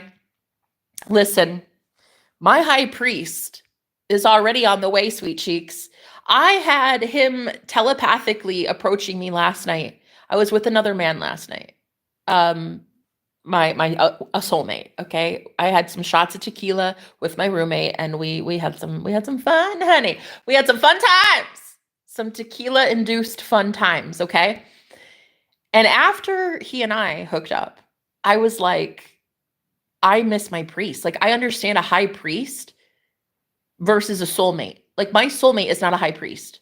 He is very much a good guy. And I absolutely believe he's a starseed, and he might be a high priest. He might be a high priest that doesn't know he's a high priest yet. But my high priest twin flame, he texted me while I was with that guy. And I read between the lines, and I knew that my twin flame knew I was with him last night, another guy. Because he texted me and he's like, let's just say he said something very questionable. He said something to imply that guy is not me. And I was like, oh shit. He can see through the veil, this one. My twin flame is me. We're the same soul. So of course he can see through the veil. Anyway, so he texted me while I was with another man, and he's like, yeah, he's not me though. Girl, if this man did not telepathically tell me some things last night, I was trying to drift off to sleep and I fucking couldn't. I just kept getting bombarded with all these telepathic messages from my twin flame. And then I woke up, same thing. I had crazy ass dreams while I was tipsy. I was still drunk at like 3 a.m. I was having crazy ass dreams, right? And I woke up to my twin flame telling me things telepathically. And we've been doing nothing but text all morning. And it's been like all about spirituality, all about witchcraft, all about spell work. Like we've been talking about some things that high priest and priestess would talk about again. And it's like, as much as I understand that my soulmate is a beautiful man and he is gorgeous, don't get me wrong. Like, oh, that was fun. Oh, that was fun. There's also this feeling of like, I need to be challenged, and my twin flame challenges me. And so anyway, basically, let's just say my twin 100% knew that I was with another man last night, and I didn't have to tell him. And when he figured it out, he texted me and was basically implying, yeah, so he's not me, huh? Is that what you're saying? Then I was drunk. I was tipsy. So I texted him back after my soulmate left and went back to his room. I texted my twin and I just like word vomited everything. I was like, listen here, buddy. I was like, get the fuck out of my life. Get out of my head. I don't want you. I just like, bleh. And before I knew it, I was like, wait, where's this coming from? Of course I want him. But there was just this like delay in the 3D. Like my old thoughts were coming out. My old belief system, the way I used to feel about my twin, it was coming out. And it was just a whole bunch of like energetic warfare on my twin. And he could have run for the hills. He could have been so mean. He could have been cruel. He could have said some heinous shit to me, but he didn't. He just instead consoled me, comforted me, held me basically spiritually last night, and then woke up this morning loving me more than ever. So that girl, what is in that tequila? That tequila, it really just helped me loosen up a lot. All of my inhibitions were gone. Like, girl, you should have seen, I was a kink monster last night, girl. Oh, and my soulmate too, this roommate, yeah, he was like, girl, it was like lovely. It was very lovely. Ooh, I never had anything so sexy. Oh man, the way we could not keep our hands off each other. But yeah, so anyway, now I've got a soulmate and I've got a twin flame both in my life, and I've got some deciding to do. I've got a decision to make. And you know what? I decide on me. I choose me. Honey, I'm gonna make them both work for it. Shit. Why not? Life is fun. Life is enjoyable, and you're meant to enjoy it. And so anyway, the man that I'm really wanting back in my life, he was supposed to come over yesterday because he's moving away, and he didn't come over because I had taken on all that hate from the live stream, and it adjusted my frequency too much. And so he didn't come over, but he did in spirit, honey. Ooh, that man came over in spirit. But my roommate came over in the flesh. So anyway, it is very interesting to get to learn, like I'm learning about masculinity a lot in the form of, like, when I'm in my feminine energy, it's actually kind of nice because there was another roommate that I have. He came down yesterday. Oh my God, this guy. Physically speaking, this man is impeccable. I mean, this dude works out like every day. He works 12-hour shifts, physical job, and then goes to the gym, and impeccable, honey. So he came down with some water bottles last night, and he was like, hey, you want some water? Want one? And I said no. I said, no, that's okay. Thank you. I've got my own. But the guy that I was with, he said later on, I told him about this. I said, oh yeah, our other roommate was offering me some water. It was so sweet. And he's like, did you accept it? And I was like, no. And he's like, so you took away that guy's opportunity to spoil you. You took away his ability to love you. You took that from him. And I was like, ooh, I guess. Yeah. And so this is more of a lesson about divine femininity.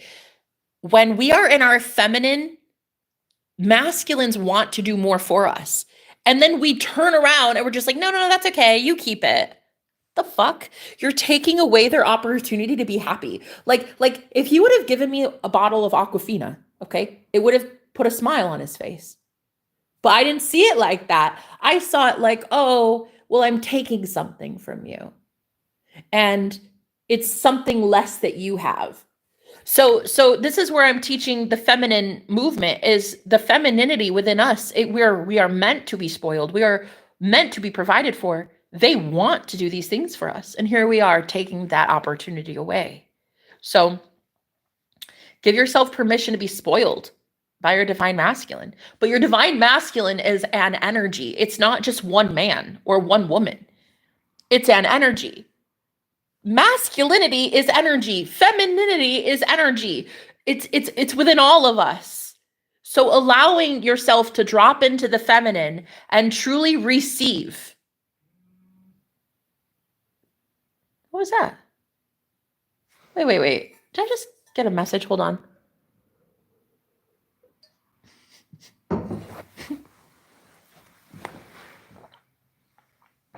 You're going to be in a very good place. I can see that you're going to get such good blessings. I just saw it in my dreams. Oh, Marilyn, were we in dreams together, you and me? What did I miss out on? Please do an update. Oh, are you still here, Marilyn? Are you here, baby? I don't know if you left, maybe. Did I have a dream? Girl, because I had dreams last night with a woman, and I feel like you were in there, maybe? Oh my God, your roommate must be they both are. I have 3 right now that I'm very much like, they're like, whoa, actually super cute, actually. 2 of them speak in Spanish right in front of me. One knows 3 languages, and one of them is Spanish. And that's the one I hooked up with last night. And he speaks to my other roommate, who is American, but he's from Mexico. And they speak in Spanish right in front of me on purpose, because I say so. Because I'm like, I tell them, I'm like, ooh, keep it going. What was that? Because I get eargasms when they speak in Spanish. Oh, Lord Jesus, God Almighty. It makes my ovaries start working. It really does. It really does. I hear them both speaking in Spanish, and I'm like, muy caliente. Like, what did he say? What did he say? And one of them said, like, are you teaching her Spanish yet? You got to teach her. I'm like, yeah, he does. Yes, he does, honey. Yes, he does, because I need to start speaking like that. It is muy caliente. So anyway, yeah, I have eargasms every time these 2 speak to each other anymore. And that amazes me. Okay, first of all, the 2 sexiest people on the planet speaking Spanish right in front of me. Thank you, Jesus. The third one is the one that offered me water, and he is fucking gorgeous. Gorgeous. And I'm not sure if he's single, though. He's on the phone a lot. But he's not from here. He's from a different state. He's working out of state just for like a couple weeks. Oh my God, girl, this man. Okay, right. I know, because the universe knows that I'm boy hungry. Like the universe knows that I've got a real problem, honey. And it's that I have too many daddies in my life, okay? Those sugar daddies.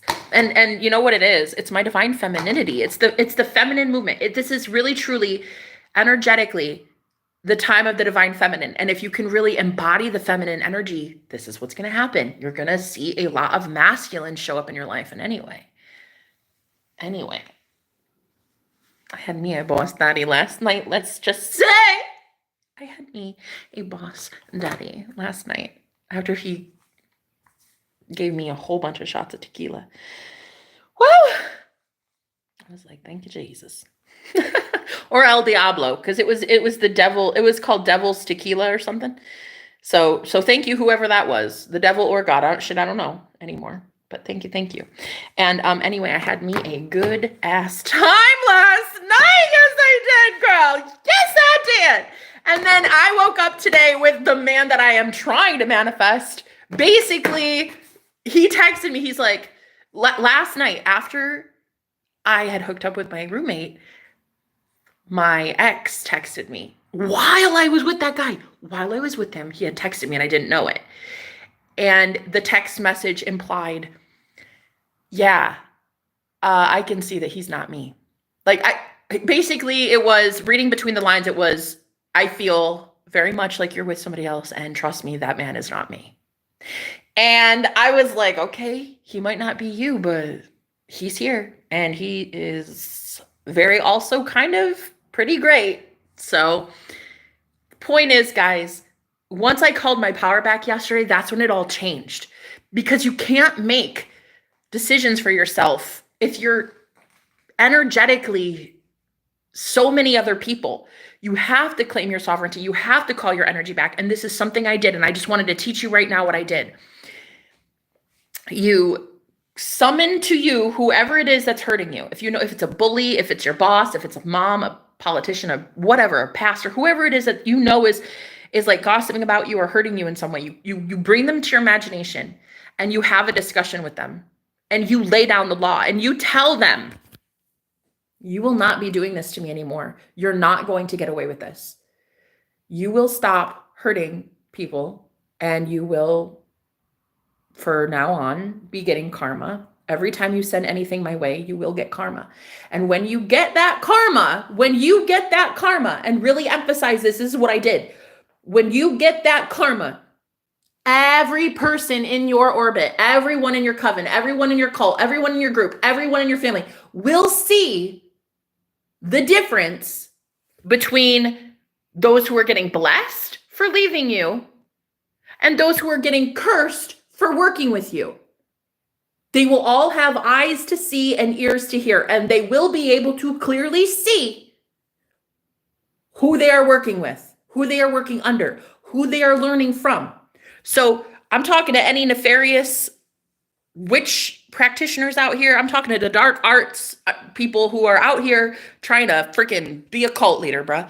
You are about to be exposed for who you are.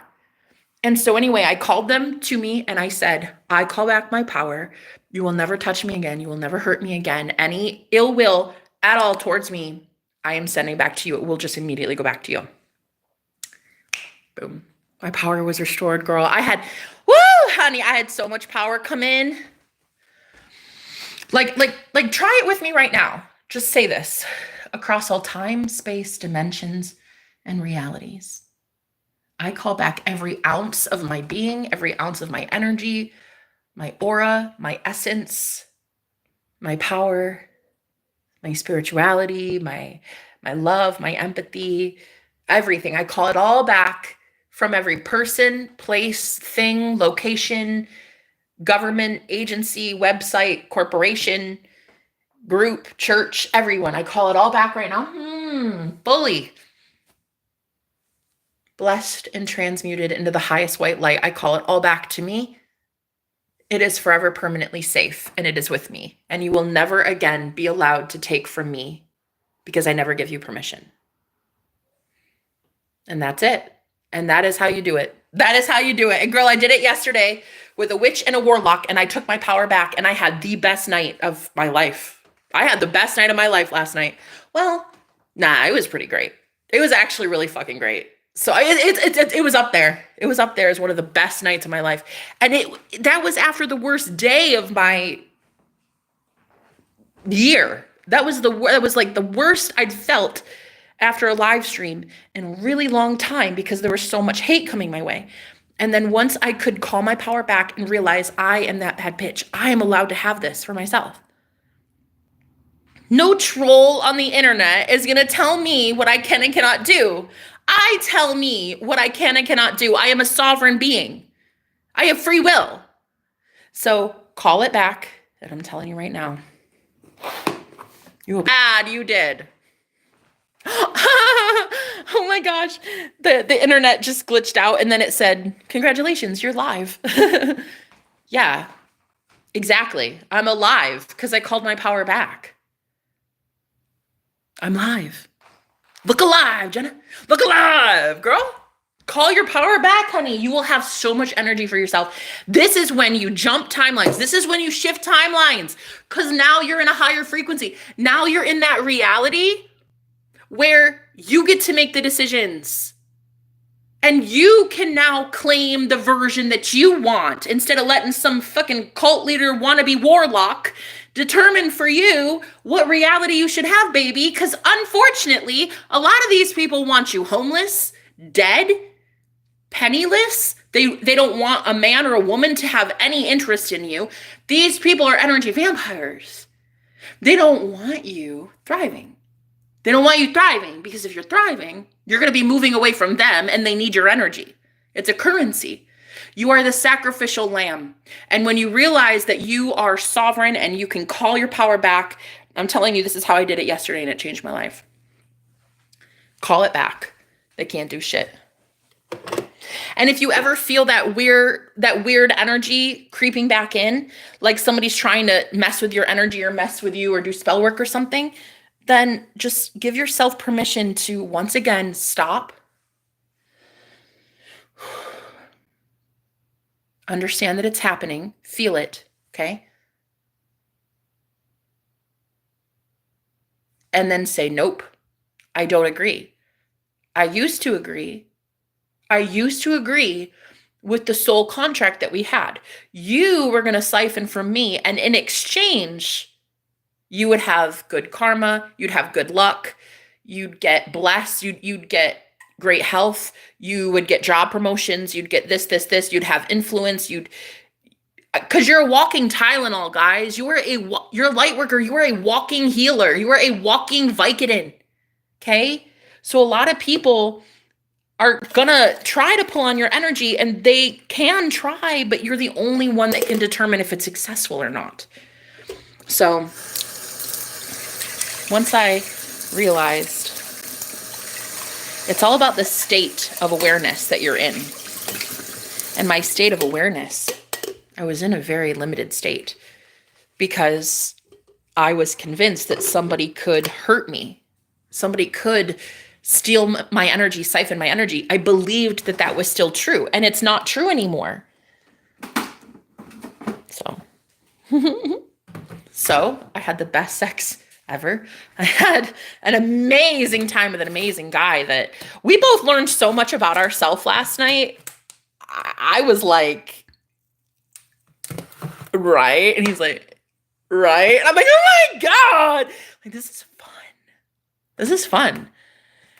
And he's one of those guys. Like he's leaving in, I don't know, maybe like a couple weeks. And he and I are both just using each other for a hookup, just for a rebound. Both of us know it. That's the contract we've agreed to. No phone number exchange. No, hey, how you doing? How's life? No. He goes his way and I go my way. But right now we're having fun and I fucking love it. And girl, listen to me. Listen. During our fun little rendezvous that we had last night, the man that I actually am trying to manifest commitment from texted me. Wow, while I was with someone else, and he was like, the text was like, oh, so he's not me. Right, that's correct. He's not you. He's lovely. He's lovely in his own way, but is he you? No. And I'm trying to manifest this guy into my life. So anyway, I'm having fun, girl. 36 years old. That's my fucking prime. This is my prime. This is all about Jenna. This is the year all about Jenna. It's all about me, baby. Oh my God. You know what song I just heard from Demi Lovato, which she says, you can, wait, what is it? You can get off, but it's all about me tonight. What's that one? Is it what's wrong with being confident? You can get off, but it's all about me tonight. Woo! What's wrong with being confident? Da-dun-da. What's wrong with being? Yeah, nothing. Nothing's wrong with being confident. Woo! Girl, you should have seen it. You would have been so proud of me. You would have been real proud. You'd have been like, damn, she's like a hyena on the Safari Channel. Girl, that tequila anymore. I did not think that tequila tasted that good. I really did not. Because I don't drink. If I ever drink liquor, it's vodka. And I hate vodka anymore. But I had me some tequila. Mm-hmm.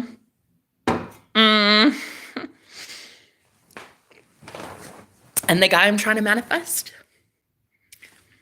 he definitely felt it, sweet cheeks. Ooh, that boy felt it. So I got me a bad boy and a good man right now. It's quite the problem to have, sweet cheeks. I see now that you're allowed to have fun.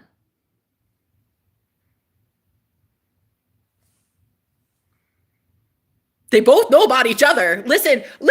I told the guy that I slept with last night, I told my roommate that my ex was going to come over yesterday. I was like, he was going to come over, but things got in the way and he couldn't show up, but he was going to come over. So he knew. So he knows I'm still trying to manifest my ex. Like, we've already talked about it. And my ex absolutely knows I'm sleeping with another guy. So... what's wrong with being confident? Da, da, da.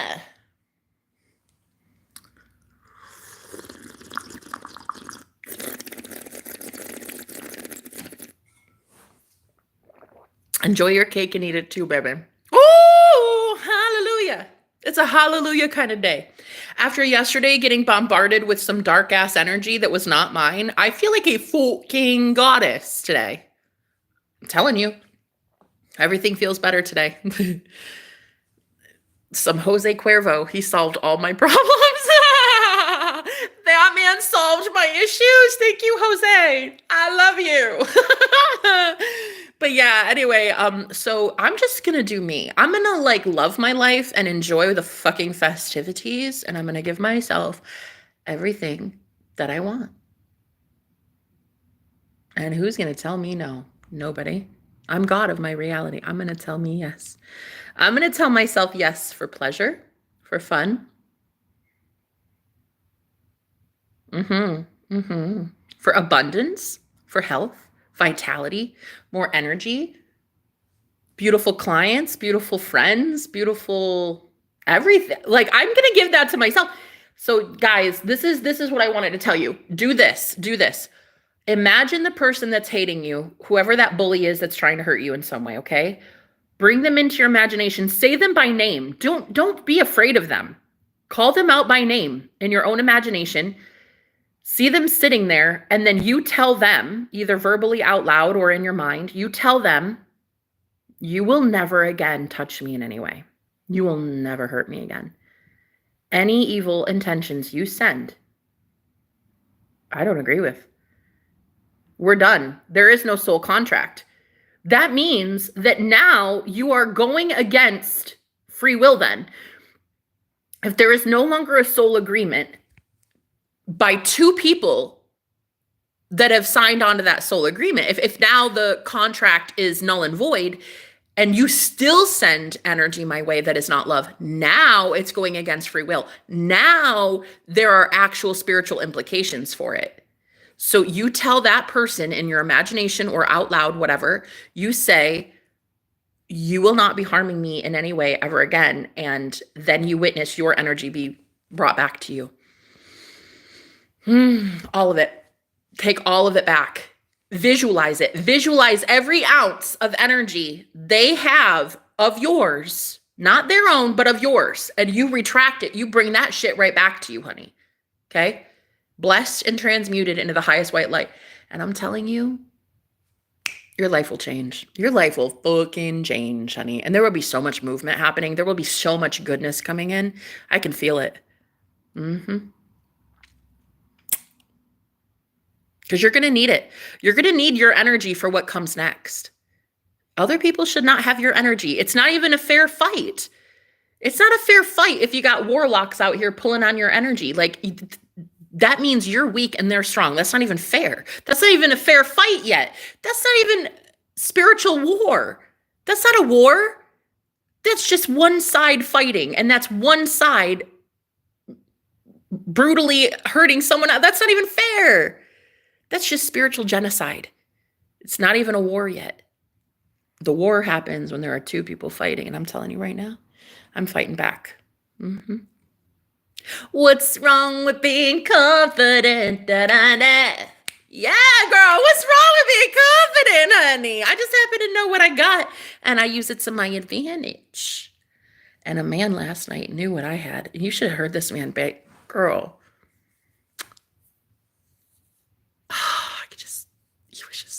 He wanted it so bad. He wanted it so bad, and I wanted it so bad. I'm just like, hey, you're an adult. I'm an adult. Do you want to? And he's like, I do.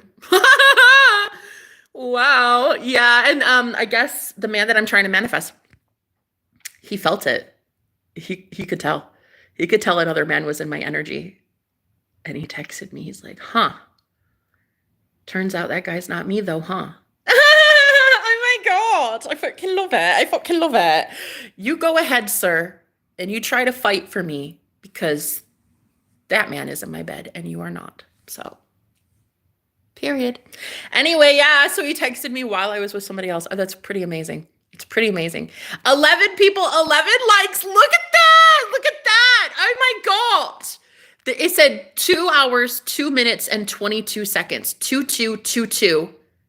And then 1111. Listen, my twin flame, the 1111 number is twin flame, right? But 2222 soulmate number. So excuse me. I have 2 people in my life right now that I'm very much a big fan of.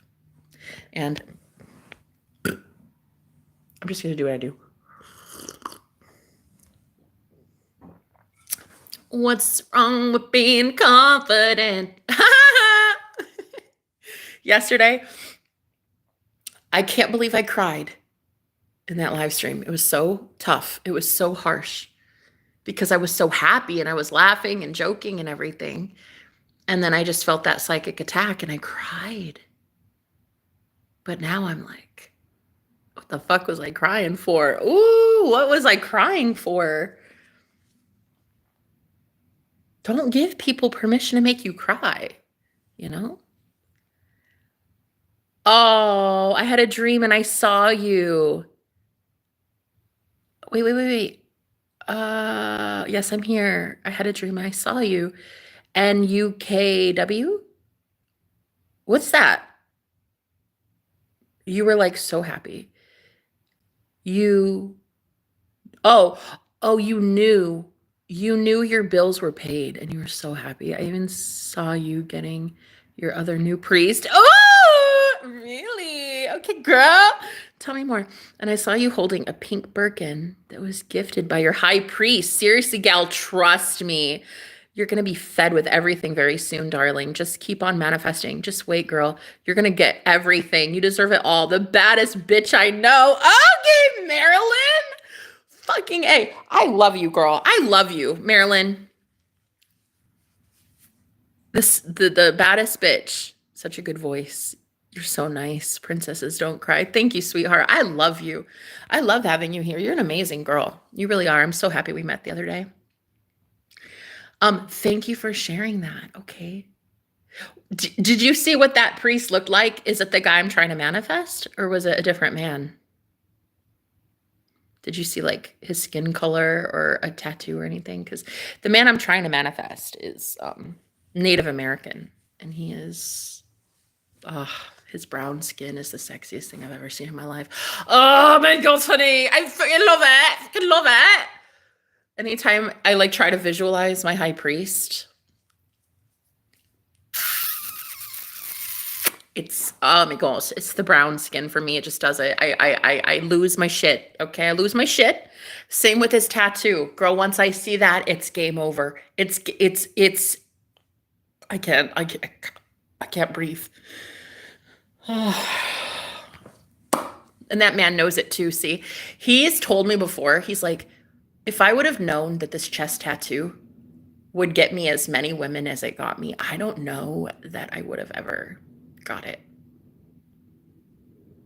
Really? Really? That sounds like a good problem to have, bub. Yeah, no, he has a chest tattoo. And he has a S on his chest, literally like Superman, and it takes up his whole torso. And he told me, he's like, yeah, no, it's a thing. It's a thing. Women are drawn to chest tattoos. It's a thing. And I had no idea that it would be like that when I got it. And I'm like, oh my gosh, it's so fucking sexy. It's like, seriously, so fucking gorgeous. But yeah, no, he is definitely my high priest. He's my twin flame. And I love it. I fucking love it. He could feel me with that guy. He texted me. He was like, so he's not me. Well, it was implied. He didn't say it verbatim, but let's just say my twin could energetically see this man. And he's like, yeah, that's not me. That's for sure. He's not me. That's for sure.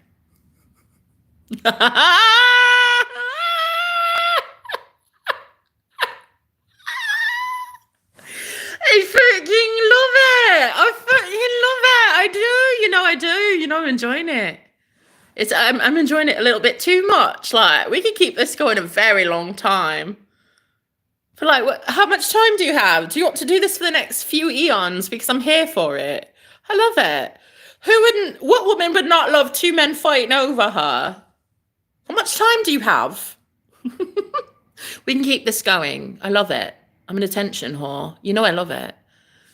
Anyway, so yeah, and they both know. They both met each other. These two know each other. They know of each other. They've seen each other and talked to each other and shook hands and everything. So like, they know each other. My twin knows that I am with someone. He doesn't know who I'm with, but I'm pretty sure he's deducing it down. I'm pretty sure he's understanding that it's my roommate. But my twin knows that I'm with another guy. And this guy knows that I want my ex, and my ex was going to come over yesterday. So like, they know about each other, but listen, what's wrong with being confident? What's wrong with knowing that you have choices, sweet cheeks?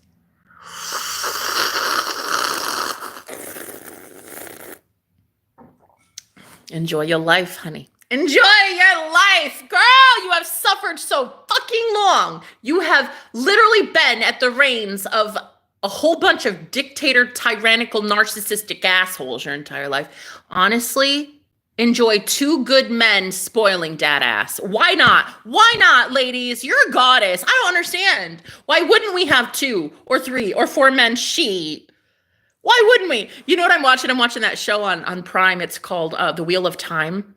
And one of the Aes Sedai, they're like goddesses. One of them, she has 2 men. And I'm like, I get it, girl. I get it. Because you're a fucking baddie. I get it. She has 2 boyfriends. And I'm like, yeah. Right. I don't blame you. It's a great problem to have.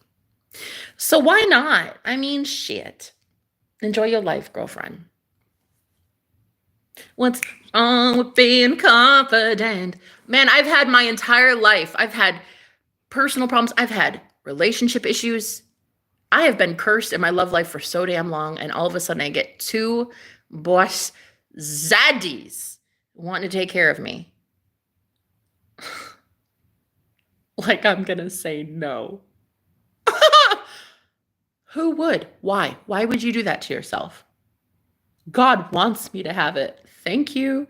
Because God put both of them in my life. Thank you. Two boss zaddies, honey. Don't mind if I do.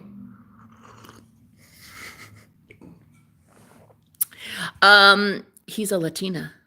Ooh. It's a totally different man. Okay. Okay. All right. He is your everything very soon. I remember he has a hand tattoo and he's super masculine. That's the only thing I can say. Stop. Are you serious? Wait, a hand tattoo.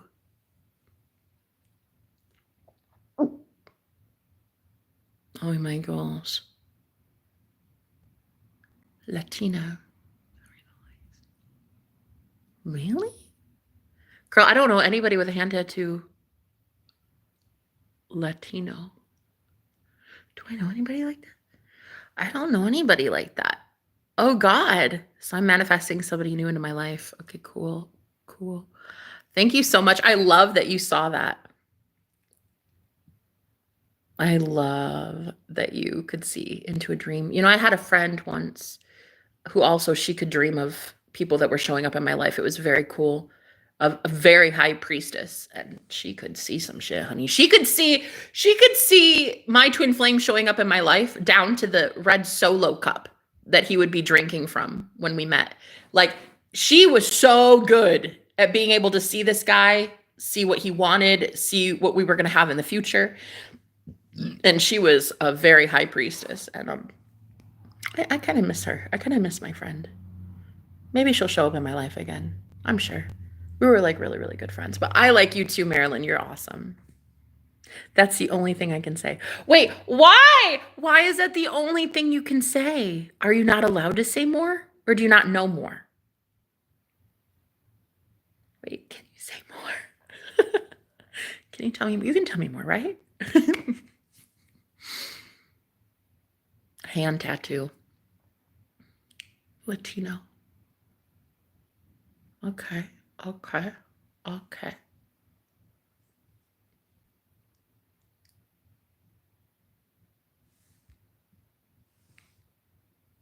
Wait, hold on a second.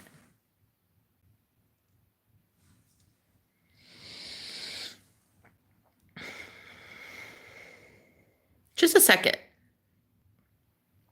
I really want to do that again, that calling back your energy, calling back your power, because it worked so well yesterday that I just want to keep it all to myself. And I feel like sometimes when I do a live stream, people try to pull on my energy that they're not allowed.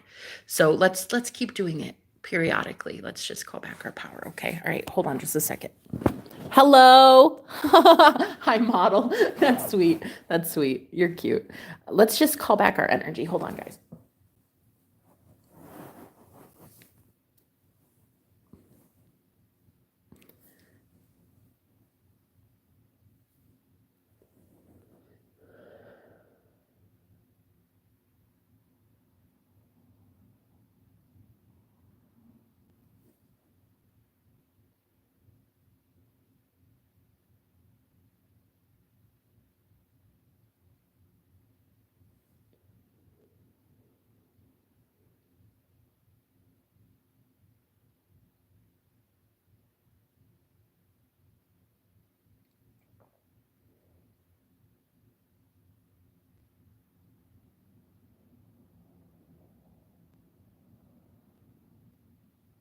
Oh, you know what it's projections.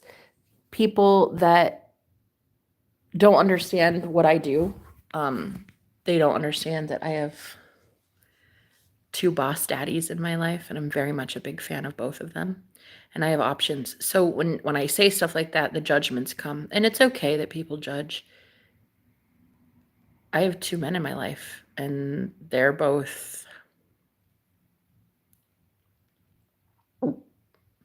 really sexy. And I have my choices, and there's no ring on my finger.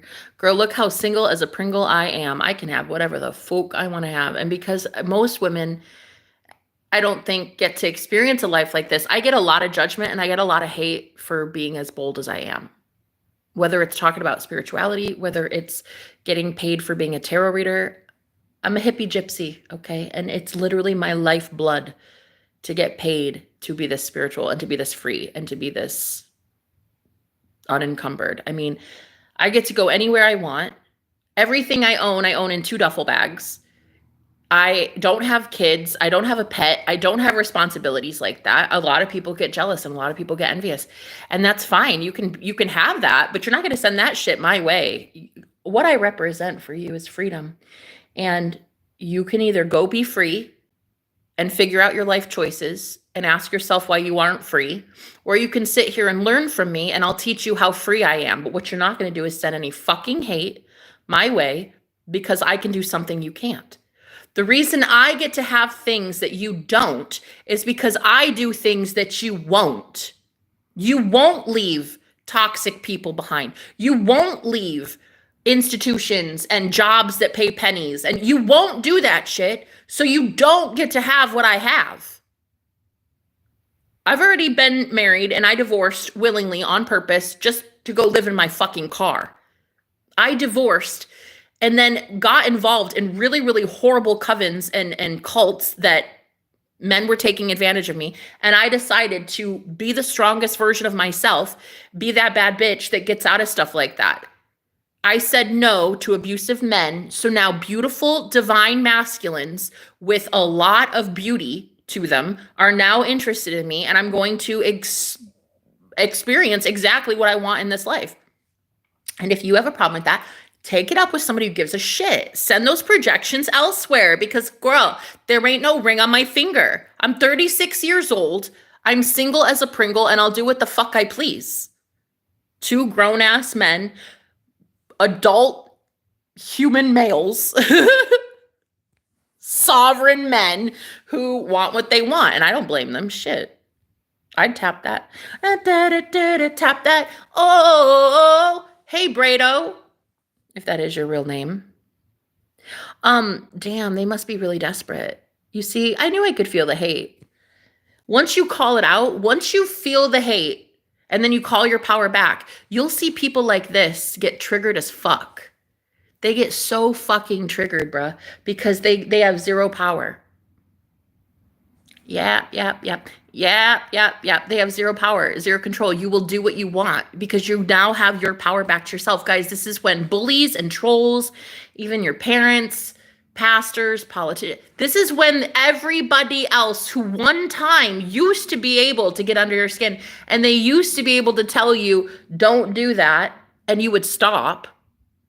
Now they don't get to do that. They'll tell you stop, but you just won't stop.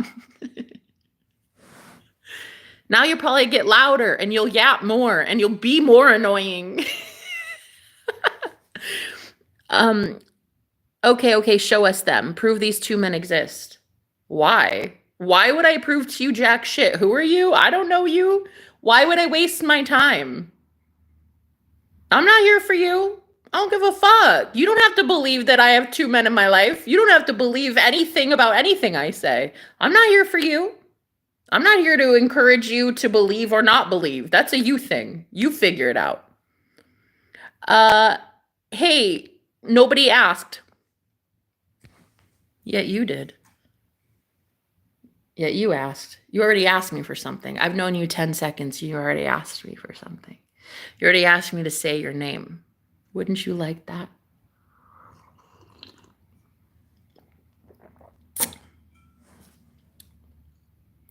Wouldn't you like it? Wouldn't you like that if I'd say your name? But yeah, guys, this is the coolest part. The best thing I ever found yesterday was calling my power back. I had done so much return to sender. I did cord cutting. The thing that really did it for me was calling back my power. And seeing it come back. Visualize it. Visualize your energy coming back to you. Visualize what is yours coming back to you.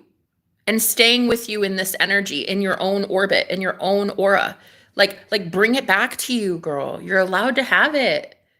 You will feel so much more empowered that when anything triggers you in the 3D physical world, you'll just be like, nope, nope, nope, nope.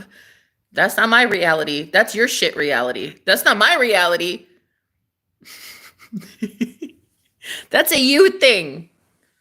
I get to have anything I want, honey.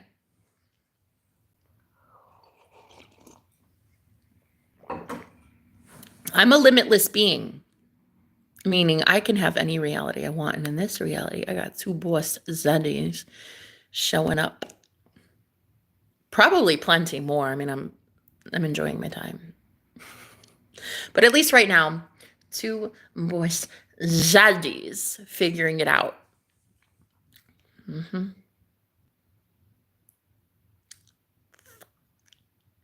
Damn. Woo!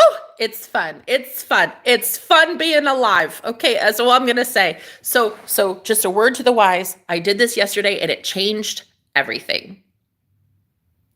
I called my power back from a warlock and a witch, and that's given them a little more power than they deserve. But anyway, there were two people that were attacking me and I could feel it. And so I visualized, I said their names out loud. I visualized them. I summoned them to me. And in my visual, in my imagination, I sat them both down and I talked to them and I said, listen, I love you. You'll never hurt me again. That's my energy. You're never going to gossip about me again and get away with it.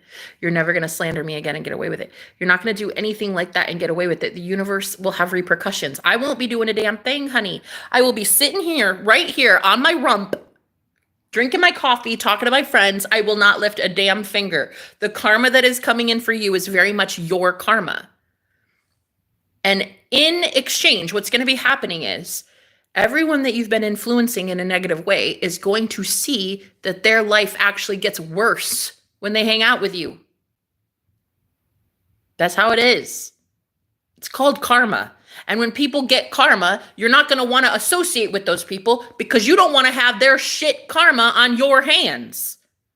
So I told them both that if they get the negative karma, which I'm pretty sure they're due for, anybody associating with them is going to see that their bad luck will also be, they're going to have bad luck too if they keep associating with these people. And what they really need to do is they really need to leave people alone. And so I called my power back and that's it.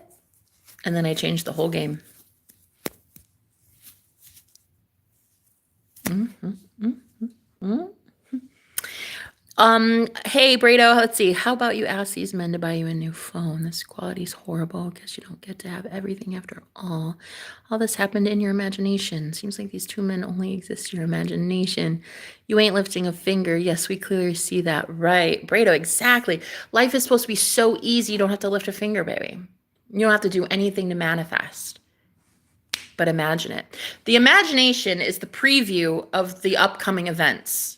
So whatever is about to happen in your reality, you've already imagined. So what are you imagining, right?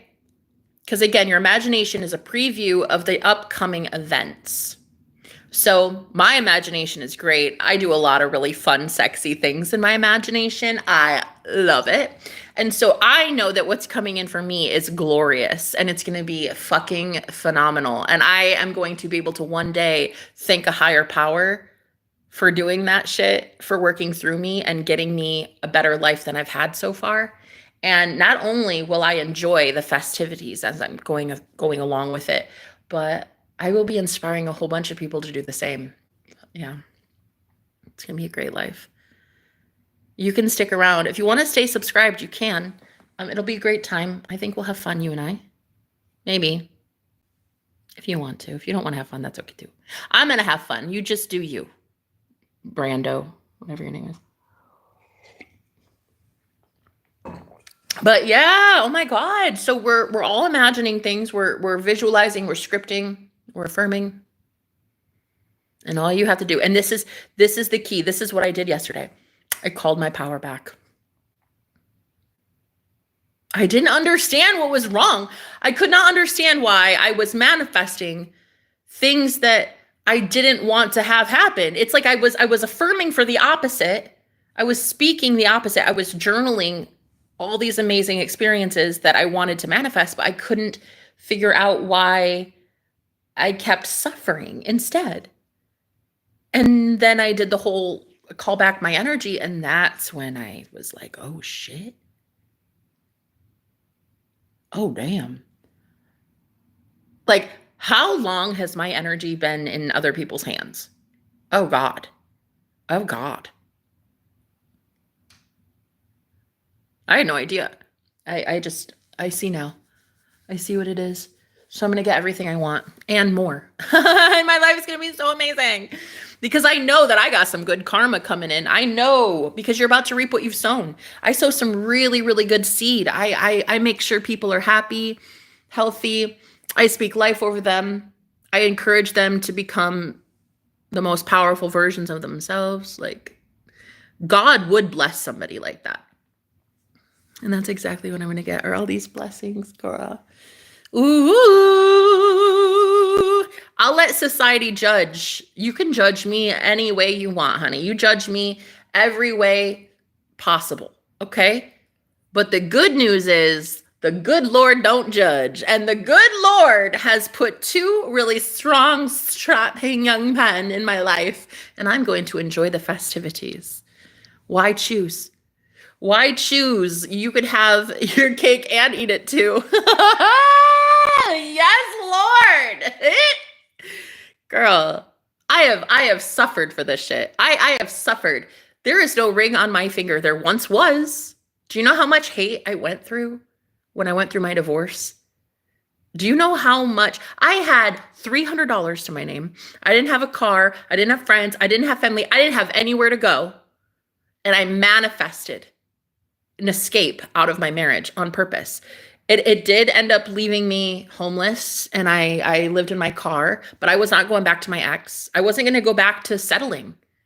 I wanted better. I wanted passion. I wanted hot and spicy. I wanted a life that I would be proud of one day, and I was not proud in my marriage. And so even though, yeah, I ended up in a shelter and I lived in my car, I ended up in cults. It was like, yeah, it was bad. My journey up to this point was a struggle, but I knew I didn't want to go back. I wanted to learn about my divinity. I wanted to learn about God.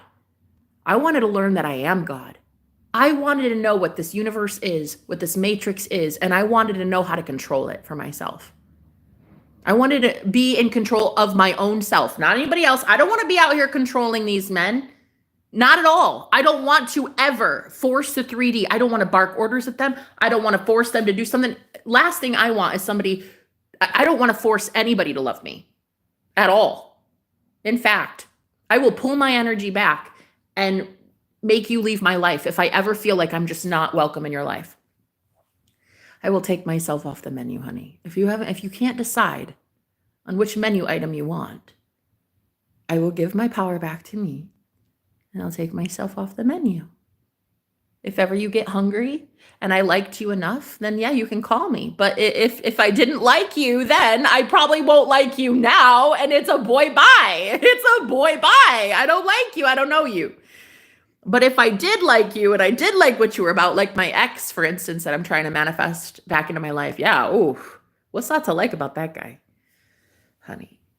There's everything to like about that guy. Ooh, Lord. And he knows it too. See, that confidence that you can't recreate. You can't teach a man that confidence. Oh no. Oh no. That man has to learn that confidence from within. He has to learn that confidence from a whole bunch of karmic relationships, a whole bunch of events that take a whole bunch of cataclysmic events that lead him to realize that he is God. I want to be with a man that knows he is God. So sovereign, so powerful, so mighty in his own energy that when I go to love him, he knows that he's worthy of it. And not only does he know he's worthy of it, but He made himself worthy of it. Like, last thing I want to do is waste my love and energy on anybody anymore. Like, grow the fuck up. You either realize you're God or you're getting the fuck out of my life. You're either God or you're nothing in my life anymore. You either know that you are that baddie or you can get the fuck lost, because I only deal with people who know that they are gods. That's it. You either know you're the operant power in your reality or you're letting somebody else bully you around, push you around, and that's horrible. I don't want to be a part of that. I don't like looking at that. I want my loved ones to know that they are sovereign. I want my top 5 friends, anybody in my friend circle, anybody in my council, I want every single last one of you to be so empowered, so strong in your own energy that I can't even push you around. No one can push you around but you, the Most High God, in your reality. So yeah, I'm calling back my power. Shit, it's game over. Oh, it's game over. People don't even know it yet. It's gonna be. I personally, I love it. I think karma is beautiful. I don't think karma is a bitch. I think karma is a goddess. And I think anybody who's been taking my power, I let you have it until now. Same with trolls. Like, when I would read your comments, like, I let you have it. I let you think that you were somehow influencing my emotions, because you were at one point. But then I just, you look like a little minuscule little flea. And I don't give a shit anymore. You know?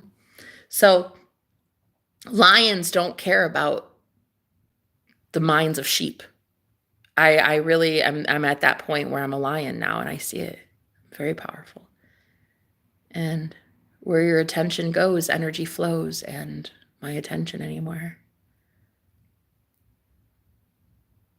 Mm-hmm. Yeah, my attention is definitely going to some more fun things than trolls.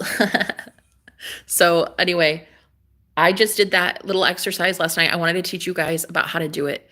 Call your energy back. Call your power back.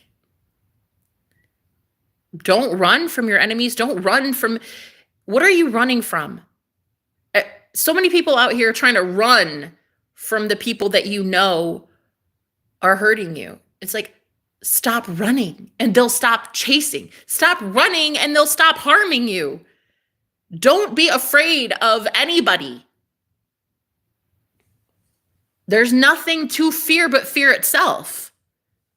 Anyway, I called my power back, and it's like fucking game over. Game over, bitches. Game over, bitches and wannabe witches. I wish a witch bitch would. I wish a witch bitch would, honey. Hi, Jerry. How you doing?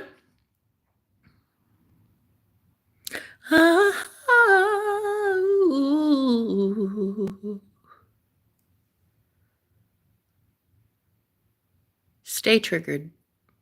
Get triggered, stay triggered. It looks great on you, Brando. Stay triggered, my love. Okay, thank you for being here. Toodles for dolls. I hope you have a lovely day. Do I? Is it lovely? Is it a lovely day that you deserve? I hope you get a day that you deserve. That's what I hope for you. I hope the universe today issues for you the day that you deserve. I hope that you soon reap everything that you've sown. That's what I hope for you. That's what I wish on you. And if I had any power to do so, I would gladly use it. I would utilize it in a way that is so profound. I would go on behalf of the universe to ask that you start reaping what you have sown. Like, if you're an asshole, you should get your karma.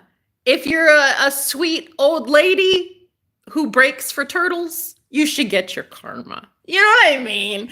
You ever just have that day where you wake up and you're like, wow, may everyone get what they're owed. You know what I mean? Are you a good person? Go get your karma. Are you a douchebag? Go get your karma. You ever have that? Like you just want that for everyone. I want that so sincerely today. Like I hope, I wish on you that the universe gives you exactly what you are owed. That's what I want. Oh, I love it. I wish I were that powerful, you know? I wish I were that strong to command the universe gives you exactly what you're owed. Like life goals. Am I right? Yes, I'm fucking right. I'm always right. Life goals, baby. My life goal is to be so powerful in my own reality, in my own universe, in my own quantum bubble, that if somebody shows up in it, I say, wow, I hope you get what you deserve. Like if you're a good person and you're out here holding doors open for old ladies and you're like telling people, oh my God, I love you. I love your shoes. You look so beautiful. Can I give you a hug? Like, please go get your karma. Like, please go get your karma, love. If you're out here being a tool bag, okay, and you're like a douche canoe, oh my God, go get your karma. Thank you. Thank you, universe, because I believe in fairness. I absolutely do. I'm one of those crazy people, those village crazy ladies that actually believes that the universe is fair. I know what you're thinking. Cuckoo, cuckoo, but I really do, girl. Love swinging the band hammer. There it is, baby. There it is, baby. I can feel the energy shift as soon as you show up, 5D reality. As soon as I show up to the fact that 5D reality exists, that's when it all goes up, up, up, up, up, and away. Listen, look, I am literally out here right now telling people that they deserve what they deserve. And the universe had no choice but to conspire in my favor to give people that. And do you know how it happened in my chat?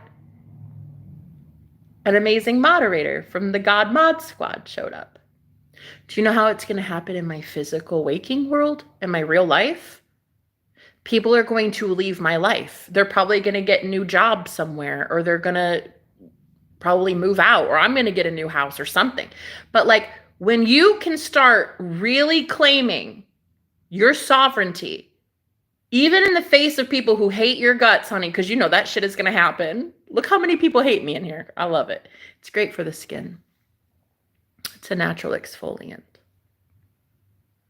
But if you can see that when you call your power back, you give it to yourself, the universe is going to just put people in their place, put people in the right timeline that they're owed. See, the universe is infinite.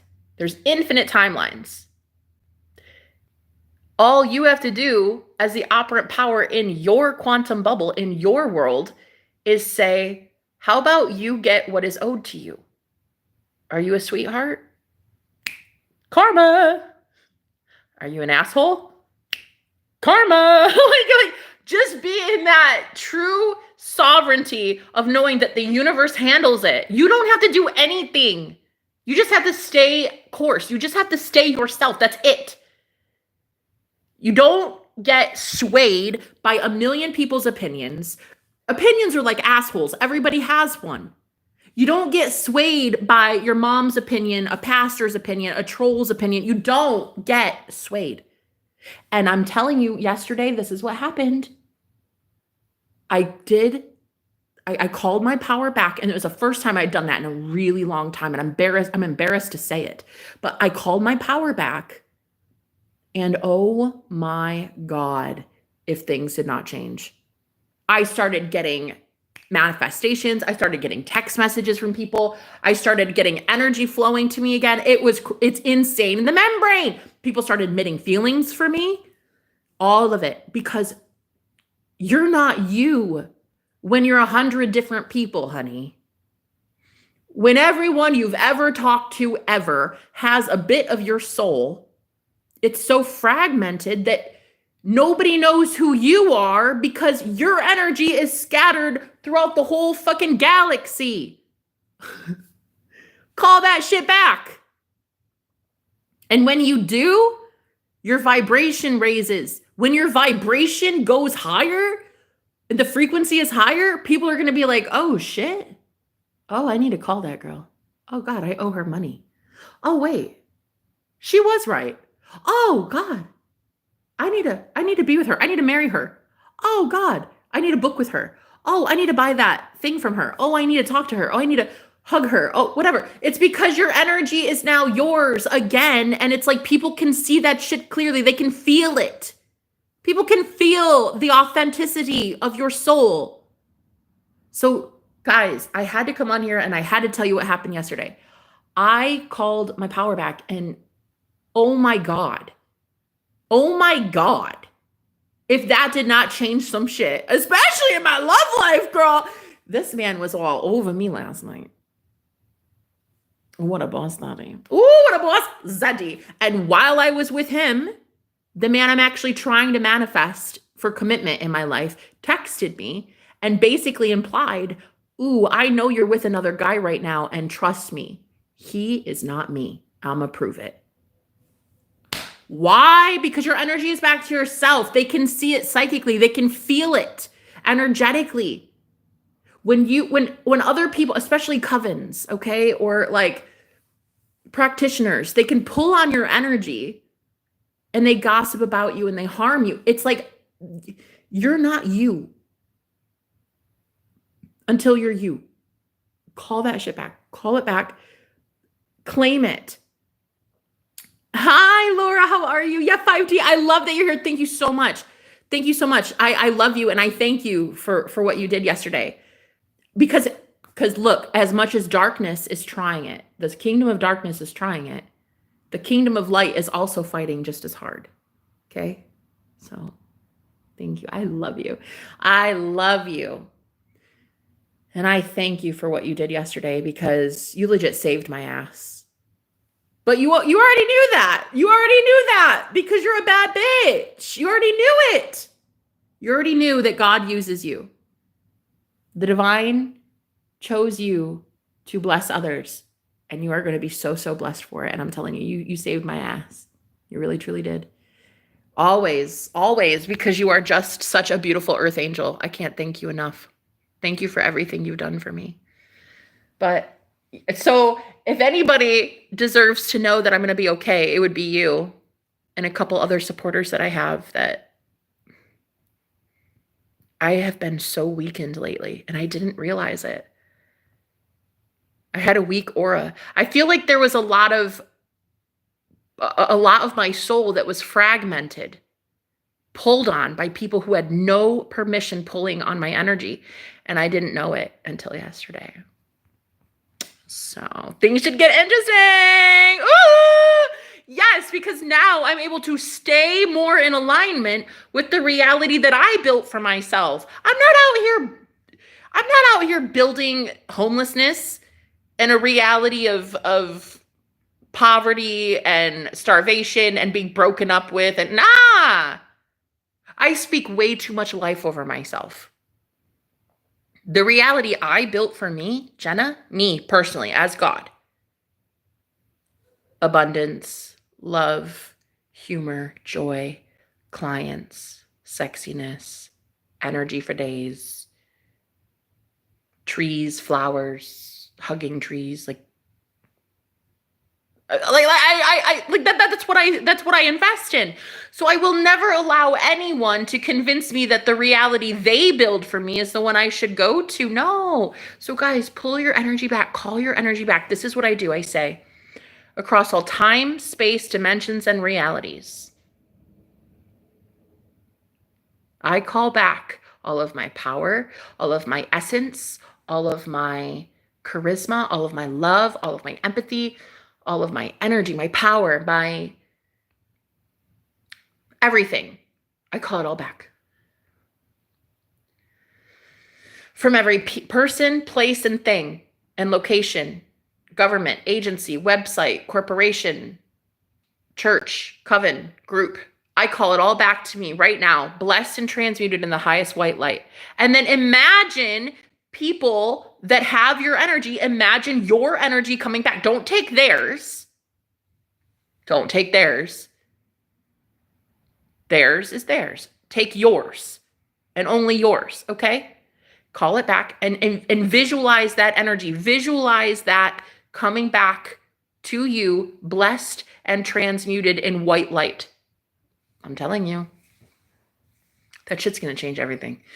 Girl, I'm telling you, everything in my life is about to fucking change for the better because of this. And you can do it or you cannot. I don't care, but you're about to witness how my life changes for the better, because I was doing return to sender. I was